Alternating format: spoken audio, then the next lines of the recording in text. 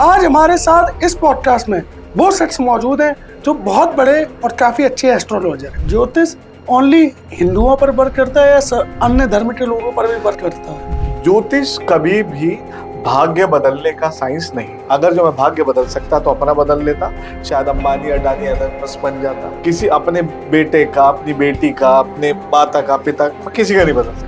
क्या वास्तव में किस्मत नाम की कोई चीज होती है? भगवान राम 14 साल के वनवास में रहे, किसी भी वन में जोमेटो स्विगी जाते होंगे। वन में कोई आदमी क्या खा सकता है? कई ऐसी दुर्घटनाएं देखी हैं जिसमें सैकड़ों लोग एक साथ एक्सपायर हो जाते हैं। अभी हाल फिलहाल में एयर इंडिया का जो प्लेन क्रैश हुआ अहमदाबाद में, एक ये भी सवाल सामने आता है कि क्या एक साथ इतने 241 लोगों की कुंडली क्या एक ही जगह पे उनका एक्सपायर होना निर्धारित था? लेकिन मेरा ऐसा अनुभव रहा है कि जैसे मैंने 4 एस्ट्रोलॉजर से बात की तो चारों ने अपनी अलग अलग बात बताई।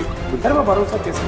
आजकल सोशल मीडिया पर कई ऐसी रील्स वायरल हो रही हैं जिसमें कई ऐसे ज्योतिष हैं जो पॉडकास्ट में बताते हैं कि 10 दिन में बने करोड़पति, 12 दिन में ड्रीम 11 से जीते 1 करोड़ रुपए। अभी क्या कहता है कि एक लौंग यहाँ रख दीजिए, पड़ोसन खींची चली आई। ऐसी घटिया चीजें। अरे भैया, पड़ोसी भी ये कर देगा तो तुम्हारे घर में भी तो महिला है। बहुत से लोग हैं उनको प्यार हो जाता है और वो चाहते हैं कि उनकी शादी उनकी पसंदीदा लड़की से हो, तो इसके लिए कोई उपाय है? ऐसा कोई और उपाय जो घर में सुख शांति हो, घर में किसी भी प्रकार के क्लेश ना रहे? ऑनलाइन कई ऐसे एस्ट्रोलॉजर हैं जो बताते हैं कि यदि आपको अचानक धन की नीड है तो आप ये उपाय कर लें और 24 घंटे में आपको कहीं ना कहीं से धन जो है अरेंज हो जाएगा। मान लीजिए मैं सुबह सो के उठा और मैं चाहता हूँ कि मेरा आज का दिन अच्छा हो, एक कोई बेसिक सी ऐसी रेमेडी हो। क्या अकाल मृत्यु को एस्ट्रोलॉजी के माध्यम से रोका जा सकता है? नमस्कार, आप देख रहे हैं नेशन ब्रॉडकास्ट। नेशन ब्रॉडकास्ट के इस नए पॉडकास्ट में आज हम उन समस्याओं के बारे में बात करेंगे जो आज हर व्यक्ति फेस कर रहा है। आज आपने कई ऐसे लोग देखे होंगे जिनके घरों में कलेश रहता है, कई ऐसे लोग देखे होंगे जिनके पास पैसों की तंगी रहती है, बहुत से लोग अपने फ्यूचर को लेकर टेंशन में रहते हैं, बहुत से लोग शादियों की टेंशन में रहते हैं कि शादी नहीं हो रही लड़के की या लड़के की। कई सवालों के जवाब एस्ट्रोलॉजी के माध्यम से लोगों को मिलते हैं। आज हमारे साथ इस पॉडकास्ट में वो शख्स मौजूद हैं जो बहुत बड़े और काफी अच्छे एस्ट्रोलॉजर हैं। आज इस पॉडकास्ट में हमारे साथ मौजूद है संजय जी। आज इस पॉडकास्ट में हम जानने की कोशिश करेंगे कि कैसे हम अपनी बड़ी से बड़ी समस्याओं का समाधान एस्ट्रोलॉजी के माध्यम से छोटे छोटे तरीकों से सॉल्व कर सकते हैं। आज इस पॉडकास्ट में हम आपको आपकी हर समस्या का समाधान बताएंगे, चाहे वो पैसों से जुड़ी हो, चाहे पारिवारिक हो या आपके फ्यूचर से रिलेटेड हो। आपका बहुत बहुत स्वागत है इस नए पॉडकास्ट में। बहुत बहुत धन्यवाद जी सर, सबसे पहले मैं अपने ऑडियंस को आपके बारे में आपके माध्यम से बताना चाहूंगा, आप कैसे एस्ट्रोलॉजी के क्षेत्र में आए और एस्ट्रोलॉजी हमारे जीवन में किस प्रकार से महत्वपूर्ण है? जी दोस्तों, मेरा नाम है संजय साधक और मैं लगभग 15 साल से या 20 साल से समझ लीजिए एस्ट्रोलॉजी के क्षेत्र में काम कर रहा हूँ। मैं बहुत बचपन से ही एस्ट्रोलॉजी में इंटरेस्टेड था। धीरे धीरे वहां से पढ़ना शुरू किया, फिर कुछ कोर्सेज किए, फिर एक गुरु मिले, उन्होंने मुझे बहुत कुछ सिखाया और फिर अभी मैं पिछले 10 सालों से प्रोफेशनल एस्ट्रोलॉजी कर रहा हूँ। अब आपका दूसरा सवाल था कि एस्ट्रोलॉजी कैसे काम करती है। देखिए, इसके लिए आपको थोड़ा सा एस्ट्रोनॉमी में जाना पड़ेगा। जैसे कि आप सभी जानते हैं कि हमारा एक गैलेक्सी है जिसका नाम है मिल्की वे। उसमें एक बंच ऑफ प्लैनेट है जिसे हम सोलर सिस्टम कहते हैं कि ये सूर्य है, इसके चारों तरफ जो है सारे ग्रह घूम रहे हैं। उसी में से एक ग्रह है पृथ्वी, जिसपे हम और आप रहते हैं। अब पृथ्वी पे क्या है कि 72% जो है वो पानी है, समुद्र है जी। और आपको यकीन होगा कि आपकी बॉडी में भी लगभग 70 से 72% पानी होता है। तो आपको पता है कि सारे ग्रह सूर्य के चक्कर लगा रहे, लेकिन एक उपग्रह ऐसा है जो पृथ्वी का चक्कर लगा रहे हैं। ठीक है, उसे हम चंद्रमा कहते हैं। आपने देखा होगा, पढ़ा भी होगा, सुना भी होगा कि जब ज्वार आता है या भाटा आता है तो समुद्र का लेवल ऊपर और नीचे होता है जी। चंद्रमा हमसे लगभग 4 लाख किलोमीटर दूर है। ठीक है, अब कोई चीज 4 लाख किलोमीटर से आपकी धरती के पानी को ऊपर और नीचे कर रही है नहीं जी? मतलब मैं अपनी तरफ से तो कुछ नहीं बोल रहा, साइंटिफिक प्रूफ है। साइंटिफिक प्रूवन है। इसी तरह से आपके अंदर भी 72% पानी है। जी। जब वो इतने बड़े समुद्र को ऊपर नीचे कर रहा है तो क्या आप ऐसा मान सकते हैं कि आपके अंदर का जो 72% पानी है वो उससे इंपैक्ट नहीं होगा? उसकी ग्रेविटेशन से आपके ऊपर फर्क पड़ेगा नहीं पड़ेगा? पड़ना चाहिए, 100% पड़ेगा ना। तो जब आपके ऊपर चंद्रमा का प्रभाव पड़ रहा है, जो कि एक उपग्रह है जिसके पास अपनी लाइट भी नहीं है, जो सिर्फ सूर्य की लाइट को रिफ्लेक्ट करके आपको दे रहा है, तो बाकी और ग्रह, बृहस्पति है उसका ग्रेविटेशन है, मंगल है उसका ग्रेविटेशन है, शनि है, तो इन सब का इंपैक्ट आपके शरीर पे उतना ही होता है जितना चंद्रमा का होता है। तो सारा खेल जो है बेसिकली एनर्जी का है। हर प्लेनेट की एक अपनी एनर्जी है और वो हर एक आदमी को अलग अलग तरह से इंपैक्ट करती है। तो जो लोग कहते हैं ज्योतिष काम नहीं करता, उनके लिए भैया सबसे बड़ा जवाब यही है कि 4 लाख किलोमीटर दूर से किसी प्लेनेट का ग्रेविटेशन अगर जो पूरे समुद्र को हिला सकता है, तो यार आप तो समुद्र के 1/1,00,000 भी नहीं, बिल्कुल फर्क पड़ता है। अभी थोड़ा सा और इलेबोरेट करूंगा। बेसिकली क्या है कि ये कॉस्मोस कैसे है। मान लीजिए पृथ्वी है, इसके चारों तरफ हमने एक इमेजिनरी सर्कल बनाया, ठीक है। उस इमेजिनरी सर्कल के हमने इक्वल पार्ट्स किए। 360 डिग्री हो गया सर्कल, उसके इक्वल पार्ट्स करेंगे तो 30-30 डिग्री के हमें 12 खाने मिल गए, जो कि हम ज्योतिष में 12 खाने होते हैं, ठीक है ना। अब मान लीजिए जब आप यहां पर पैदा हुए, इस वाले ज़ोडिएक के नीचे आप थे, उसमें कोई सर्टेन प्लैनेट था, तो उसका इंपैक्ट आपको अलग तरह से आएगा। अच्छा। इस वाले में से आएगा तो किसी का सर्टेन प्लैनेट असर आपको अलग तरह से आएगा, यहां से आएगा तो अलग असर आएगा। जैसे सूरज जब सर पे होता है तो यहाँ पे आता है, फिर यहाँ पे आता है तो यहाँ पे आता है, अलग अलग असर होता है ना। तो इसी तरह से 12 घरों में से जो बनाए गए हैं, उनमें जो जो प्लेनेट है उनका असर हमारे ऊपर अलग अलग तरीके से आता है। इसी को हम ज्योतिष कहते हैं। अब इन ग्रहों को, प्लेसमेंट को जज करना, इनकी कैलकुलेशन का आपके जीवन में क्या इंपैक्ट आएगा, वही ज्योतिष है। एक और सवाल सामने आता है, क्या ज्योतिष ओनली हिंदुओं पर वर्क करता है या अन्य धर्म के लोगों पर भी वर्क करता है? देखिए, चंद्रमा ना हिंदू है ना मुसलमान है जी। सूरज भी हिंदू मुसलमान नहीं है जी। सारे जितने भी प्लेनेट हैं, मुझे तो लगता नहीं कोई हिंदू मुस्लिम सिख ईसाई इनमें से है। ये तो इंसान पे, जानवर पे, कीड़े पे, पक्षी पे, पौधे पे, सब पे बराबर इम्पैक्ट कर रहे हैं। तो होता क्या है कि आपने एक साइंस को डिफाइन कर लिया और वो आपको पता चल गया, आप उसके हिसाब से चीजें कर रहे हैं। लेकिन किसी को इसके बारे में नहीं पता, तो इसका मतलब ये नहीं है कि उस पर असर नहीं कर रहा। दूसरी चीज, लगभग सभी धर्मों में इस कैलकुलेशन को किया जाता है। अच्छा। जैसे मुस्लिम धर्म में इसको तारों से किया जाता है, उनके जो एस्ट्रोलॉजर होते हैं उसे नजूमी कहते हैं। क्रिश्चियनिटी में भी एस्ट्रोलॉजी है। आपने मायन सभ्यता का सुना होगा, उन्होंने 5000 साल का कैलेंडर बनाया था और एक पिक्चर भी आई थी 20-12 करके कि पूरी सभ्यता खत्म हो जाएगी। तो जब से ये सभ्यताएं डेवलप होने लगी है, तब से एस्ट्रोलॉजी इम्पैक्ट कर रही है।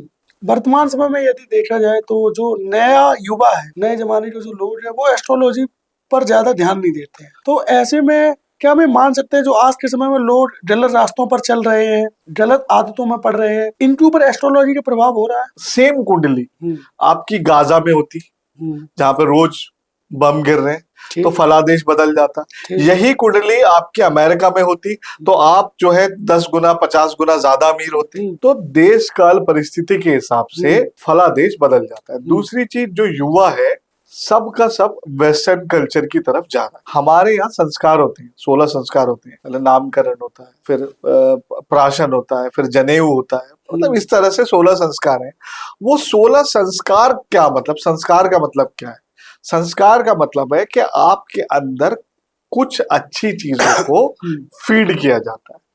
लेकिन अब वो धीरे धीरे खत्म होता जा रहा है, लोग वेस्टर्नाइजेशन की तरफ जा रहे हैं। तो आप जो है अपनी सनातन परंपराओं से दूर जा रहे हो। इससे इम्पैक्ट क्या हो रहा है कि लोग लिव इन रिलेशनशिप में रह रहे हैं, लोग नशे कर रहे हैं, लोग जो है गलत आदतों की तरफ जा रहे हैं। इससे ज्योतिष में मतलब इससे सिर्फ नुकसान ही हो रहा है। ज्योतिष कभी भी भाग्य बदलने का साइंस नहीं। अगर जो मैं भाग्य बदल सकता तो अपना बदल लेता, शायद अंबानी, अडानी, एलन मस्क बन जाता। किसी अपने बेटे का, अपनी बेटी का, अपने माता का, पिता का, मैं किसी का नहीं बदल सकता। देखिए ज्योतिष जो है वो एक लालटेन की तरह है या टॉर्च समझ लीजिए। आप सड़क पे अभी निकलेंगे, अंधेरा हो रहा है, इस टाइम अंधेरा हो गया जी। अगर जो आप पैदल जाएंगे, हो सकता है वहां गड्ढे में आपका पैर मुड़ जाए, आप नीचे गिर जाए, कहीं पे स्लिप हो जाए, कोई बिच्छू हो, सांप हो, लेकिन अगर जो आपके हाथ में टॉर्च है और आप उसको लेके चल रहे हैं तो आपके गिरने की संभावनाएं कम हो जाती जी। आपके चोट लगने की संभावनाएं कम हो जाती है। तो ज्योतिष जो है वो एक गाइडिंग साइंस है जो कि आपको आपके जीवन को उद्देश्य, आपके जीवन के उद्देश्य को पूरा करने में आपकी मदद करता है। वो ये बताता है कि क्या चीज करने से आपको बहुत अधिक लाभ होगा और क्या चीज करने से आपको नुकसान होगा। तो इस तरह से ज्योतिष काम करता है। हमारे देश में कई ऐसे बड़े लोग हैं जैसे नरेंद्र मोदी हुए, अडानी हुए, क्या हम ये मान के चले कि इनका जन्म जिस समय हुआ वो उनके लिए लकी समय था और इनका जन्म ही उस समय पे होना आज ये इतने बड़े आदमी बन चुके हैं? बिल्कुल 100%। अच्छा। देखिए ऐसा है कि आप खेती का एग्जांपल लीजिए। यहाँ हम जिस क्षेत्र में बैठे हैं यहाँ हमारे यहाँ गन्ना बहुत होता है। गन्ने की जो सबसे अच्छी ब्रीड है, अगर जो आप वो बोएंगे तो सबसे अच्छा गन्ना निकलेगा। अब उसके लिए उसे सबसे अच्छी उपजाऊ मिट्टी भी चाहिए, पानी भी चाहिए और उसको मेहनत भी चाहिए। तो इसी तरह से जिस इंसान के सबसे अच्छे प्लेनेटरी पोजीशन बन गए तो उसको जीवन में आगे जाने की बहुत बहुत संभावनाएं होती।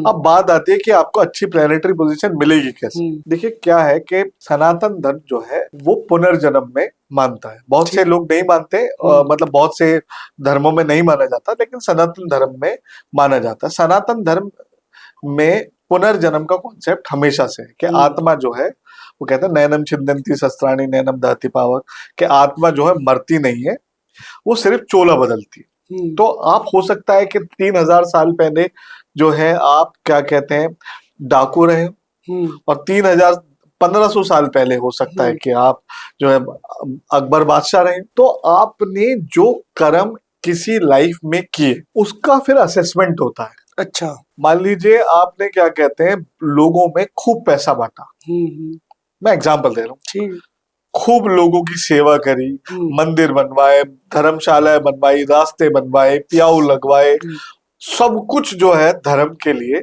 धर्म से मतलब ये नहीं कि आपने पूजा पाठ करी, मतलब लोगों की भलाई के लिए काम की। अब इसमें क्या होगा कि जब आपका असेसमेंट होगा तो नेक्स्ट लाइफ में वो आपके पुण्य के रूप में आपको प्राप्त होंगे। ठीक है, तो आपको फिर जन्म मिलेगा एक ऐसी जगह पे जो कि परिवार बहुत संपन्न होगा, आपकी लाइफ में स्ट्रगल बहुत कम होगा, आपको चीजें आसानी से मिलती जाएंगी और आप जीवन में बहुत आगे चले जाएंगे। अब आप सोचिए कि आप अंगुलीमाल हैं, आपने लोगों की उंगलियां काटी, लोगों का धन छीना, परेशान किया, हर तरह से शोषण किया, तो अगली लाइफ जो आपको मिलेगी आप समझ सकते हैं अच्छी मिलेगी। मतलब आपको तो फिर जो आपने किया है उसके हिसाब से लाइफ मिलेगी ना।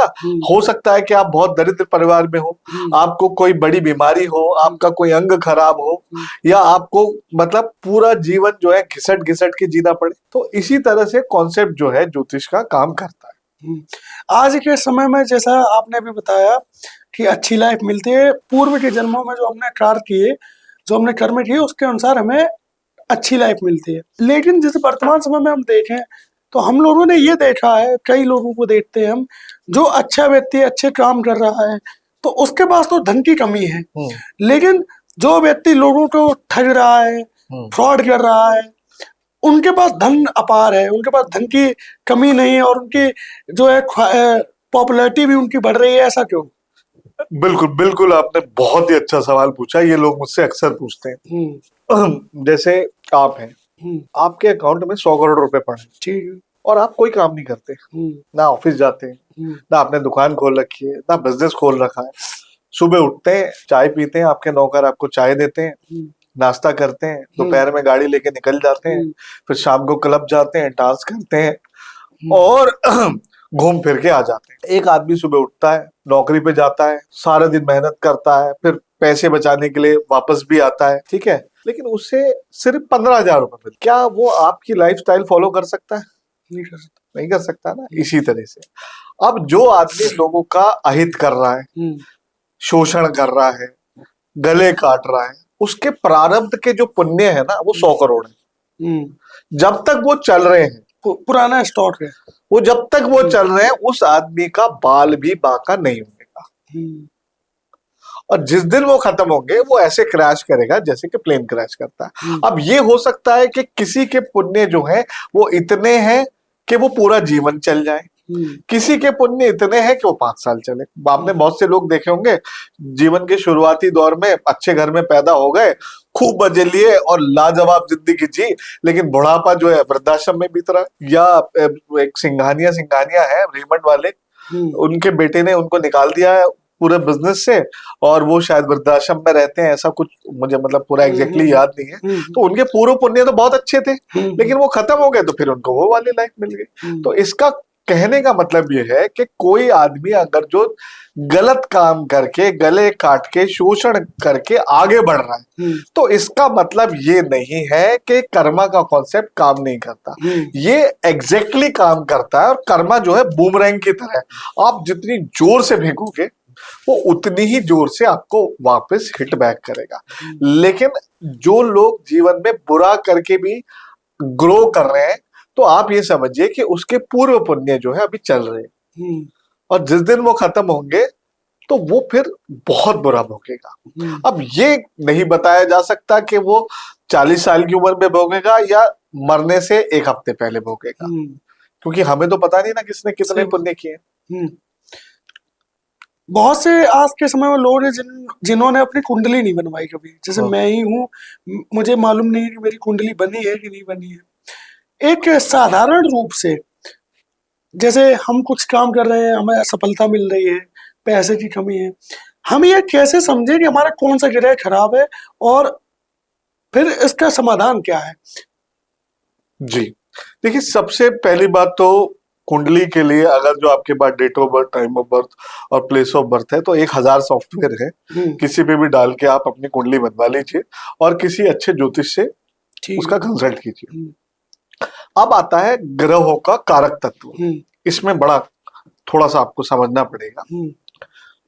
देखिए, 9 ग्रह, 7 ग्रह हैं वैसे। राहु केतु को हम शैडो प्लैनेट मानते हैं, लेकिन इनका इम्पैक्ट कुंडली में बहुत रहता है। अब मान लीजिए कि हर चीज का कारक तत्व है, जैसे कि एजुकेशन का जो कारक है वो बृहस्पति है, ठीक है। शादी का जो कारक है वो शुक्र है।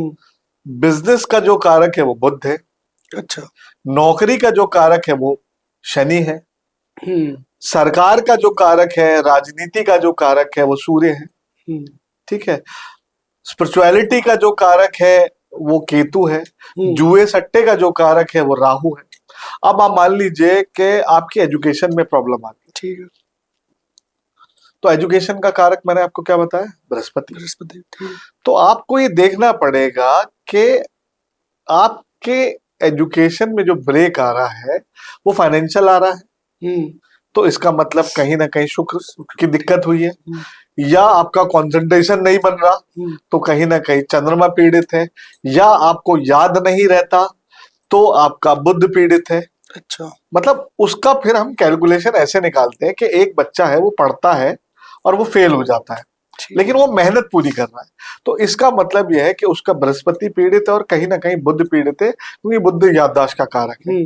तो हम उसके बुध के उपाय कराएंगे, बृहस्पति के उपाय कराएंगे और चंद्रमा के उपाय कराएंगे, तो उसकी ये प्रॉब्लम सॉल्व हो जाएगी। अब मान लीजिए किसी की मैरिड लाइफ में प्रॉब्लम है, मैरिड लाइफ का कारक कौन है? शुक्र। जब तक आपकी कुंडली में शुक्र एफ्लिक्ट नहीं होगा या शुक्र खराब स्थिति में नहीं होगा या शुक्र उस समय खराब स्थिति में नहीं होगा, तो आपकी मैरिड लाइफ में यूजुअली प्रॉब्लम नहीं आएगी। मान लीजिए किसी पति पत्नी के मैरिड लाइफ में इश्यूज आ रहे हैं, तो सबसे पहले हम उनका शुक्र ठीक करने की कोशिश करें। तो इस तरह से समस्याओं के आधार पे भी हम लोगों को उपाय बताते हैं और फर्क भी पड़ता है। लेकिन ये इस तरीके से है कि आप अंदाज से दवाई दे रहे हो। अगर जो आप पूरे ब्लड टेस्ट करा के एग्जैक्ट के आपका टीएलसी बढ़ा हुआ, आपका एलडीएल बढ़ा हुआ, आपका केएफटी बढ़ा हुआ, तो फिर हम उसके हिसाब से देते हैं। लेकिन आपको सिम्टम आ रहे हैं कि भाई आपको क्या कहते हैं किडनी में पेन हो रहा है और टॉयलेट जाने में दिक्कत हो रही है, तो हम अंदाजा लगा लेते हैं कि हाँ किडनी में दिक्कत हो सकती है। तो इसी तरह से ज्योतिष में समस्या के आधार पर हम चीजों का उपाय दे सकते। क्या वास्तव में किस्मत नाम की कोई चीज होती है? देखिए किस्मत जो है, जैसा हम लोगों ने सुना है कि मेरी तो किस्मत ही खराब है, अरे उसकी किस्मत में था ड्रीम 11 पे 1 करोड़ रुपए जीत गया, पुनर्जन्म में ना 1 करोड़ दान करके आया है। अच्छा, तो उसे 1 करोड़ अब रिटर्न मिल जाए। अब वो हो सकता है 100 करोड़ करके आया। अच्छा, और हो सकता है वो 1 रुपया करके आओ, क्योंकि अब आप देखें ना, जब 1 रुपए तोला भी सोना था ना कभी, क्या पता वो उस टाइम पैदा हुआ हो, और आप वो जो उसने 1 रुपया दान किया था, आज उसकी वैल्यू जो है 100 करोड़ हो गई है। जो उसने 1 ग्राम सोना दान किया था, आज उसकी वैल्यू जो है 100 करोड़, तो 100 करोड़ मिल जाएंगे। तो ये सारा कॉन्सेप्ट जो है, ये ज्योतिष काम करता है 3 पी पे। सबसे पहले आपका प्रारब्ध। ठीक है। प्रारब्ध क्या है? आपके पूर्व पुण्य, जिसमें आपने अच्छे कर्म किए, बुरे कर्म किए, मतलब प्रारब्ध कहेंगे उसे। अब जैसे पूर्व जन्म की हम बात करें, जैसे मुस्लिम में बात करें, हाँ, तो मुस्लिम में ईद होती है, ईद में वो पशु काट रहे हैं, हाँ, है ना, और तो इस हिसाब से तो, और जबकि हमारे धर्म में ये बोला जाता है कि भैया पशु हत्या जो है पाप है, लेकिन अब जब वो ईद में पशु का बलि दे रहे हैं, कुछ भी कर रहे हैं XYZ, तो इस हिसाब से तो उनका प्रारब्ध सभी ने खराब होना चाहिए था। नहीं, मैं आपको बताता हूँ जी। इंडिया में 138 मंदिरों में बलि दी जाती है। मैं मेरठ से आता हूँ, मेरठ में कालीबाड़ी मंदिर है सदर में। हर नवरात्रों में वहां पे 108 भैंस के कटड़ों की बलि दी जाती है। अच्छा, तो वो जो मुसलमान काट रहा है वो ठीक, जो हिंदू काट रहा है वो गलत। ऐसा कैसे हो जाएगा यार? अब आप बंगाल जाएंगे, अब वही प्रेमानंद महाराज कहते हैं अपने इंटरव्यू में, सुन लीजिए, आप बंगाल जाएंगे, उड़ीसा जाएंगे, या कोस्टल बेल्ट में कहीं पे भी जाएंगे, वहां पर दुर्गा पूजा में मछली का प्रसाद चढ़ाया जाता है। मछली नॉन वेज है। तो देखिए, ये वेज नॉन वेज का कॉन्सेप्ट जो है, ये ज्योग्राफिकल कंडीशंस के हिसाब से आया। इस्लाम का उदय कहाँ हुआ? अरब में। वहां जब गेहूं नहीं उगता, चावल नहीं उगता, साग नहीं उगता, सब्जी नहीं उगती, तो क्या खाएंगे वो? उनको तो यही खाना पड़ेगा ना। अब उन्होंने 5000 साल में, 2000 साल में जो आदतें डेवलप कर ली, अब उनका माइग्रेशन हो गया, लेकिन उन्हें क्या आदत है? वही खाने की, ऊँट खाने की, या जो भी खाने की। अब वो यहाँ आ गए। अब मान लीजिए मेरे घर में टीका लगाया जाता है, ठीक है, अब मैं इंग्लैंड चला जाऊं, ठीक है, अब मैं सुबह सुबह उठ के रोज टीका लगाऊं, तो इंग्लैंड के लोगों के लिए तो अजीब सा है कि माथे पे क्या लगा के घूम रहा है, लेकिन मेरे तो रिचुअल है ना ये, कि मैं तो सुबह देखता हूँ पापा भी लगाते हैं, दादा भी लगाते हैं, ताऊ जी भी लगाते हैं, सब लगाते हैं, पूरा परिवार टीका लगाता है। तो बात क्या है कि खाना पीना जो है, ये सारा आपकी ज्योग्राफिकल कंडीशंस पे डिपेंड करता है। पाप पुण्य जो है हम निर्धारित करने कोई नहीं है, हम कोई नहीं होते पाप पुण्य निर्धारित करने वाले, ये ईश्वर का काम है। ठीक है ना? शेर भी तो खा रहा है जानवर को, तो क्या उसका प्रारब्ध खराब कर रहा है? वो अपनी क्या कहते हैं सर्वाइवल के लिए खा रहा है। देखिए, मैं किसी भी तरह के नॉनवेज खाने के पक्ष में नहीं हूं, लेकिन मैं बात लॉजिकल करूंगा। इंडिया में भी 138 मंदिरों में आप गूगल कीजिए, बलियां दी जाती हैं, और दी जाती थी हजारों सालों से, और आगे भी ये कॉन्सेप्ट काम कर रहा है। अब आप भगवान राम है, भगवान राम 14 साल के वनवास में रहे। किसी भी वन में जोमेटो स्विगी जाते होंगे? नहीं। वन में कोई आदमी क्या खा सकता है? जाहिर सी बात है, शिकार करेगा, अपना कुछ वेजिटेबल उगाएगा। अगर उस समय खेती मुझे तो नहीं लगता कि होती किसी होगी भी अगर। मतलब जंगल में आप जो है गेहूं, आज तुम गेहूं उगाओगे तो उसे आते आते 5 महीने हाँ लगेंगे। सही बात है। चावल उगाओगे तो 6 महीने में आएगा। गन्ना उगाओगे तो साल में 2 ही तो फसल आती थी। सही बात। तो अब भगवान राम ने 14 साल वनवास में, मुझे तो लगता नहीं वहां पे कोई स्विगी जोमेटो होता होगा जो क्या कहते हैं पनीर रोल पहुंचा रहा होगा। मतलब लॉजिकल बात कर रहे हैं ना। तो दूसरी बात, माता सीता ने जब सोने का हिरण देखा तो माता सीता ने ये कहा कि मुझे हिरण ला के दो, मैं इसकी खाल का कुछ बनाऊंगी, XYZ बनाऊंगी। तो शिकार तो करने गए थे भगवान राम, शिकारी तो करने गए थे उस हिरण का। तो बात क्या है कि नॉनवेज खाना या ना खाना ये आपकी पर्सनल लेकिन चॉइस है। सवाल यही आता है कि हम बात किसकी माने। जैसे मैं एक युवा हूँ, अब प्रेमानंद महाराज कहते हैं कि बलि देना पाप है। बिल्कुल। आप कह रहे हैं, या लोग कई एस्ट्रोलॉजर भी कहते हैं कि हमारे पूर्व के कर्मों का फल जो है अगले जन्म में हमें मिलता है। अब अगर हम पूर्व के जन्मों में फॉर एग्जाम्पल हम नॉनवेज खा रहे हैं या बलि दे रहे हैं तो वो गलत भी है, तो उसका तो फिर हमें फल मिलेगा। बिल्कुल लेकिन कुछ लोग उसको सही कह रहे हैं, बिल्कुल। तो हमें किसकी बात माननी चाहिए? हमें सिर्फ अपनी बुद्धि की बात माननी चाहिए कि ईश्वर ने हमें एक बुद्धि दी है, हम्म देश काल परिस्थिति के हिसाब से हमें रिएक्ट करना है। अगर जो आप किसी जंगल में फंस गए हैं और आपके पास जो है कुछ भी खाने के लिए नहीं है और आपके सामने सामने एक सांप दिखाई देता है, तो आपको उसको मार के खा लेना चाहिए। क्योंकि आपका जो मेन रोल है ना वो आपके सर्वाइवल का है। लेकिन अगर जो आपका पेट भरा हुआ है और आप बेवजह किसी जानवर को मार रहे हैं तो वो आपका प्रारब्ध खराब करेगा। समझ गया। समझ रहे हैं ना। किसी भी चीज का अपव्यय करना, इससे बड़ा अपराध कोई नहीं हो सकता जी। ठीक है ना। हिरन को शेर मार के वेस्ट नहीं करता, शौक के लिए नहीं मारता, उसे जिंदा रहने के लिए मारता है। ठीक है ना। तो अगर जो बात आपके सर्वाइवल की है तो आपके लिए सब कुछ जो है गलत नहीं है। मतलब कानून भी ये कहता है कि अगर जो आपको कोई मारने है आप उसको गोली मार दो। जी, आत्मरक्षा में। आत्मरक्षा में, सेल्फ डिफेंस में आप मार सकते हैं। लेकिन आप बेवजह किसी को गोली मार रहे हो तो वो अपराध है। वो अपराध है। तो इसी तरह से कॉन्सेप्ट जो है ना कर्मा का, वो जरूरत पे निर्धारित है।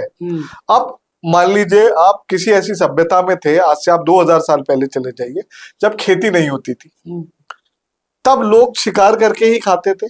तो उन्होंने अपना प्रारब्ध थोड़ी खराब किया। सही बात। प्रारब्ध अब खराब हो रहा है हमारा कि आज हमारे पास गेहूं है, चावल है, हजारों चीजें हैं खाने की, लेकिन अब हम अपने शौक के लिए जानवर को मार रहे हैं।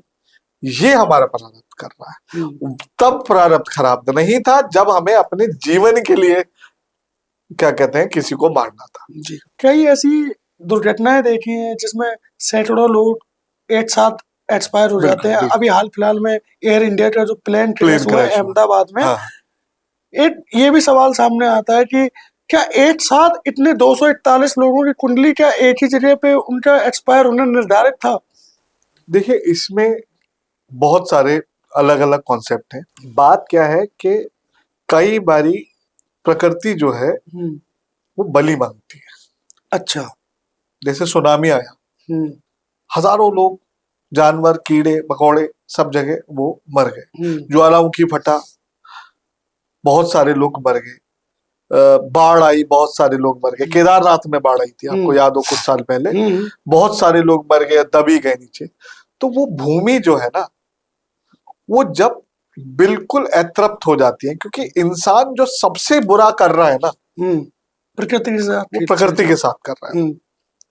तो प्रकृति जब बैलेंस बनाने पे आती है ना तो उसके लिए ना कोई अमीर, ना कोई गरीब, ना कोई छोटा, ना कोई बड़ा, ना कोई जानवर, ना कोई इंसान, वो सब कुछ बराबर कर देती है।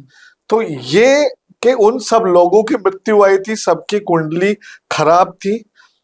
हाँ, उनकी कुंडलियों में कोई ना कोई, सबकी में जिसकी भी मृत्यु हुई है, कोई ना कोई ऐसी खराब दशा चल रही होगी। उसमें से एक आदमी बचा भी था जो कूद गया था। एक ही बचा था। एक ही बचा था ना। तो इसका मतलब ये है, तो काम तो करती है किस्मत। एक क्यों बच गया? और एक महिला और थी उसमें जो बोर्डिंग पास नहीं बनवा नहीं पाई जा थी पाई थी। और उसने काफी फाइट की उसके लिए, हाँ क्योंकि लंदन की फ्लाइट थी, बिल्कुल एक्सपेंसेस थे, बिल्कुल बिल्कुल। उसने काफी देर तक फाइट की लेकिन उसको जो है बोर्डिंग नहीं करने दिया। नहीं, तो वो भाग्य होता है, हम्म बिल्कुल भाग्य होता है। हम्म उसकी मृत्यु नहीं थी। और मैं आपको सच बताऊं, मैं 2020 में मलेशिया में था हम्म और बोटिंग करने गए और किसी वजह से मेरी फ्लाइट छूट गई। हम्म 2019 की बात कर रहा हूँ, हम्म मैं इंडिया ही आ रहा था मलेशिया से हम्म और मेरी फ्लाइट छूट गई। हम्म। और उस फ्लाइट छूटने की वजह से मेरे को बहुत बड़ा प्रॉफिट हुआ था। अच्छा। मतलब बहुत बहुत बड़ा मॉनेटरी गेन। एक मुझे बहुत बड़ा ऑर्डर मिला था किसी चीज का, और वो मेरा मतलब उस टाइम शायद 14,000 रुपए का टिकट था। मेरे को लग रहा है यार कि मेरा बेवकूफ की वजह से 14,000 रुपए का नुकसान हो गया। तो कई बारी ईश्वर के जो प्लान है ना, वो हमारे प्लान से बहुत अच्छे होते हैं। सर एक सवाल और है, जैसे मैं भी एस्ट्रोलॉजी में कुछ हद तक बिलीव करता हूँ, तो जैसे मेरी डेट ऑफ बर्थ है, समय एक है। अब जैसे मैं 4 एस्ट्रोलॉजर हैं, चारों को मैं अपनी डेट ऑफ बर्थ और समय सारी चीजें एक्यूरेट डेटा दे रहा हूँ, तो मैं ये उम्मीद करता हूँ कि चारों एक ही प्रॉब्लम बताएंगे और चारों का सॉल्यूशन भी एक ही होना चाहिए। सॉल्यूशन अलग हो सकते हैं, जुड़ा, सॉल्यूशन अलग उससे जुड़ा होना चाहिए कि हाँ ये समस्या, इसका ये सॉल्यूशन, तरीके अलग अलग हो सकते हैं। मतलब शुक्र सही करना है तो शुक्र से रिलेटेड ही सॉल्यूशन बताएंगे, लेकिन अलग अलग बता सकते हैं। लेकिन मेरा ऐसा अनुभव रहा है कि जैसे मैंने 4 एस्ट्रोलॉजर से बात की तो चारों ने अपनी अलग अलग बात बताई। फिर मैं भरोसा कैसे करूं? बिल्कुल सही बात है। देखिए बात क्या है, मैं साइंस का स्टूडेंट हूँ, वैसे तो लॉ किया है, 12th तक साइंस थी। मैंने एक इक्वेशन पढ़ी, ठीक है ना, आपने पढ़ी जी, आपने पढ़ी, ठीक है ना। वो तो बात हो गई कि वो जो केमिकल फॉर्मेशन हम हर बार मिलाएंगे सेम रिजल्ट आएगा, ठीक है ना। लेकिन आपने जो है किसी चीज पे रिसर्च किया, मैंने भी रिसर्च किया, एक्स ने भी रिसर्च किया, तो रिसर्च में आपकी डिस्क्रिप्शन आ जाती है कि भाई अगर जो मैं ये कॉम्बिनेशन है तो ये वाला रिजल्ट होता है, ये कॉम्बिनेशन है तो ये वाला रिजल्ट होता है, ये कॉम्बिनेशन है तो ये वाला रिजल्ट होता है।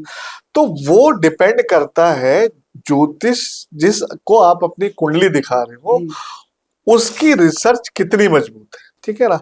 मैं आपको एक सीधा कॉन्सेप्ट बताता हूँ, अच्छा ज्योतिष बुरा ज्योतिष पढ़ने कुछ मत बोलो, अपनी date of birth, time of birth और प्लेस ऑफ बर्थ बताओ और पकड़ा दो और ऐसे बैठ जाओ।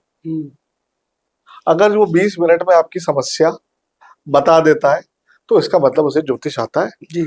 और अगर जो वो आपसे पूछता है जी हाँ जी बताइए क्या पूछना चाहते हैं, तो वो ज्योतिष नहीं है, फिर वो ज्योतिष नहीं है। फिर वो आपकी पर्टिकुलर समस्या का सॉल्यूशन गूगल पे सर्च करके आपको बता देगा।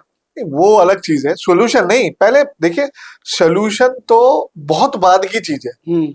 सॉल्यूशन तो देखिए जैसे एमबीबीएस डॉक्टर है, एमडी डॉक्टर है, 45 सॉल्ट है बस, 45 सॉल्ट है पूरे एलोपैथी में, ठीक है ना, वही बताने, उन्हीं के ही कॉम्बिनेशन बताने। बात क्या है कि डायग्नोस कौन कितना अच्छा करता है। तो सबसे पहले जो अच्छा एस्ट्रोलॉजर होगा वो आपकी एक्चुअल समस्या बताएगा। अगर जो वो आपकी समस्या को असलियत में पकड़ लेता है तो इसका मतलब यह है कि अब वो प्रॉब्लम सही हो जाएगी, क्योंकि उसने समस्या पकड़ ली है। सॉल्यूशन तो सबको पता है। मान लीजिए आपको शुक्र के उपाय चले तो आप चैट जीपीटी पे लिखो, शुक्र के सारे उपाय आ जाएंगे। लेकिन बात तो ये है ना कि पता कैसे चले कि शुक्र ही खराब है, क्या पता बुध खराब। तो अगर जो ज्योतिष आपको बिना आपके कोई भी सवाल पूछे सारी चीजें बता पा रहा है तो इसका मतलब वो फिर ज्योतिष है। दूसरी चीज, ज्योतिष का भाग्य और ज्योतिष का सत्व भी बहुत इंपॉर्टेंट होता है किसी क्लाइंट के जीवन में बदलाव लाने के लिए। अब आप समझिए कि मेरे पास है ही 500 रुपए, तो मैं आपको 2,000 रुपए थोड़ी दे सकता हूँ। सही बात। तो जिस ज्योतिष में उतनी ताकत ही नहीं है, जो अभी क्या हो रहा है कि हर आदमी जो है न्यूमरोलॉजिस्ट बना हुआ है, 3 दिन की क्लास करके सब आदमी न्यूमरोलॉजिस्ट बने हुए हैं, ठीक है ना। लेकिन आपके पास उतनी साधना, उतना सत्व भी तो होना चाहिए जो आपके प्रारब्ध को ठीक कर सके। तो अब जैसे मैं हूँ, मैं मेडिटेशन करता हूँ, मैं मंत्र जाप करता हूँ, अपनी एनर्जी, सारा खेल एनर्जी का है ना, जी। मुझे अपनी एनर्जी को बहुत हाई रखना पड़ेगा, तो ही तो मेरी एनर्जी से आपको कुछ दे पाऊंगा। जी। आप बड़े महापुरुषों के पास जाते हैं, आप किस लिए जाते हैं उनके पास? उनकी एनर्जी ही तो लेने जाते हैं कि जी। आप, उनके अंदर इतनी एनर्जी है, मतलब आप क्या कहते हैं, अपना चार्जर प्लग इन करेंगे, यहाँ पे मोबाइल लगाएंगे तो आपका मोबाइल चार्ज हो जाएगा। अब उसमें जी। उतनी वोल्टेज ही नहीं आए तो आपका क्या मोबाइल चार्ज हो जाएगा? तो ज्योतिष का उतना सत्व भी होना चाहिए, उसमें उतनी ताकत भी होनी चाहिए, उसका प्रारब्ध भी इतना मजबूत होना चाहिए कि आपके वो किसी काम आ सके। आजकल सोशल मीडिया पर कई ऐसी रील्स वायरल हो रही हैं जिसमें कई ऐसे ज्योतिष हैं जो पॉडकास्ट में बताते हैं कि 10 दिन में बने करोड़पति, 12 दिन में ड्रीम 11 से जीते 1 करोड़ रुपए। यदि आपकी शादी नहीं हो रही है तो अपने हाथ पर 7, 8, 9 लिख लें, तो इससे आपकी शादी 4 दिन में हो जाएगी। ये फिर किस तरह का ज्योतिष है? देखिए, ये इंस्टाग्राम ज्योतिष है।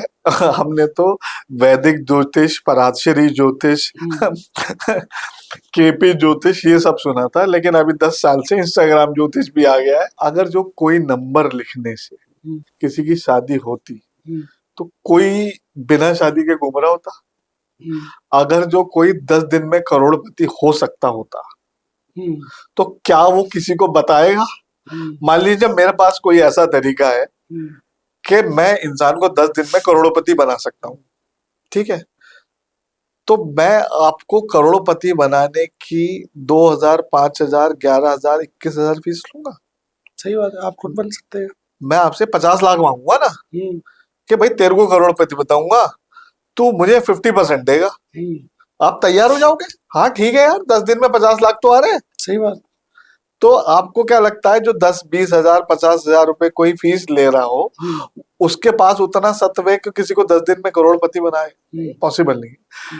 बात क्या है कि सबको फेमस होना है, और जब जो सबसे ज्यादा ऊट पटांग बात करेगा, लोग उस पे जो है ज्यादा क्या कहते हैं, उसको प्रमोट करेंगे, उसका ज्यादा उसे देखेंगे। अभी क्या कहता है कि एक लौंग यहाँ रख दीजिए, पड़ोसन खींची चली आएगी। ऐसी घटिया घटिया चीजें। अरे भैया, पड़ोस में पड़ोसी भी ये कर देगा तो तुम्हारे घर में भी तो महिला है भाई। ये रील तुम्हारे पास भी आई, ये रील पड़ोसी के पास भी तो गई होगी। एक लौंग तू भी रख दे, एक लौंग तू रख दे, दोनों की महिलाएं बदल जाएंगी। ये इतना घटिया काम हो चुका है।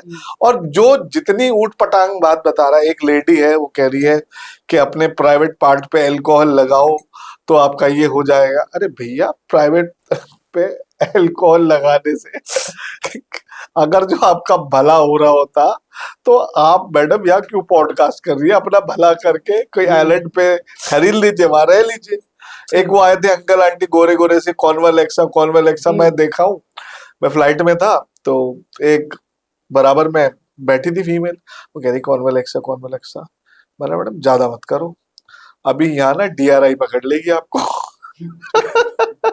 आपके बैग में ना लगेज में हो सकता है 1 करोड़ रुपए रख दे कोई, यही DRI पकड़ लेगी। तो उन्होंने, फिर मेरी काफी बात हुई, आज मेरी क्लाइंट भी है वो। मैंने उनको समझाया कि कोई शब्द बोलने से, कुछ लिखने से भाग्य नहीं बदलता। देखिए, पैसा को आकर्षित करने के तरीके हैं, बहुत सारे तरीके हैं, और वो ऋषि मुनियों ने बताए हैं, उन साधनाएं हैं, तरीके हैं, रिचुअल्स हैं, वो करने से आपके पास पैसा आता है। लेकिन आपके प्रारब्ध के अनुसार ही आता है, ऐसा नहीं है। और कर्म के अनुसार भी। हाँ, वही प्रारब्ध पुरुषार्थ और कर्म के अनुसार ही आए। ठीक है। अब जैसे किसी को बहुत ज्यादा फाइनेंशियल प्रॉब्लम चल रही है, वो ललिता सहस्त्र नाम करके आता है। अगर जो वो संकल्प लेके 43 दिन तक विधि विधान से ललिता सरस नाम पढ़े, कनक धारा सूत्र पढ़े, श्री सूक्तम पढ़े, और मतलब उसे पूरी भावना से पढ़े, मतलब उसमें लीन हो जाए और उसे पढ़े, मैं मान ही नहीं सकता कि उसके जीवन में पैसे की परिस्थितियों में बदलाव ना आए। ऐसा नहीं होगा कि वो रात 43 दिन में करोड़पति होगा, लेकिन ऐसा होगा कि वो अगर जो 15,000 कमाता है तो उसकी 25,000 कमाने की परिस्थितियां बन जाएंगी। ठीक है ना।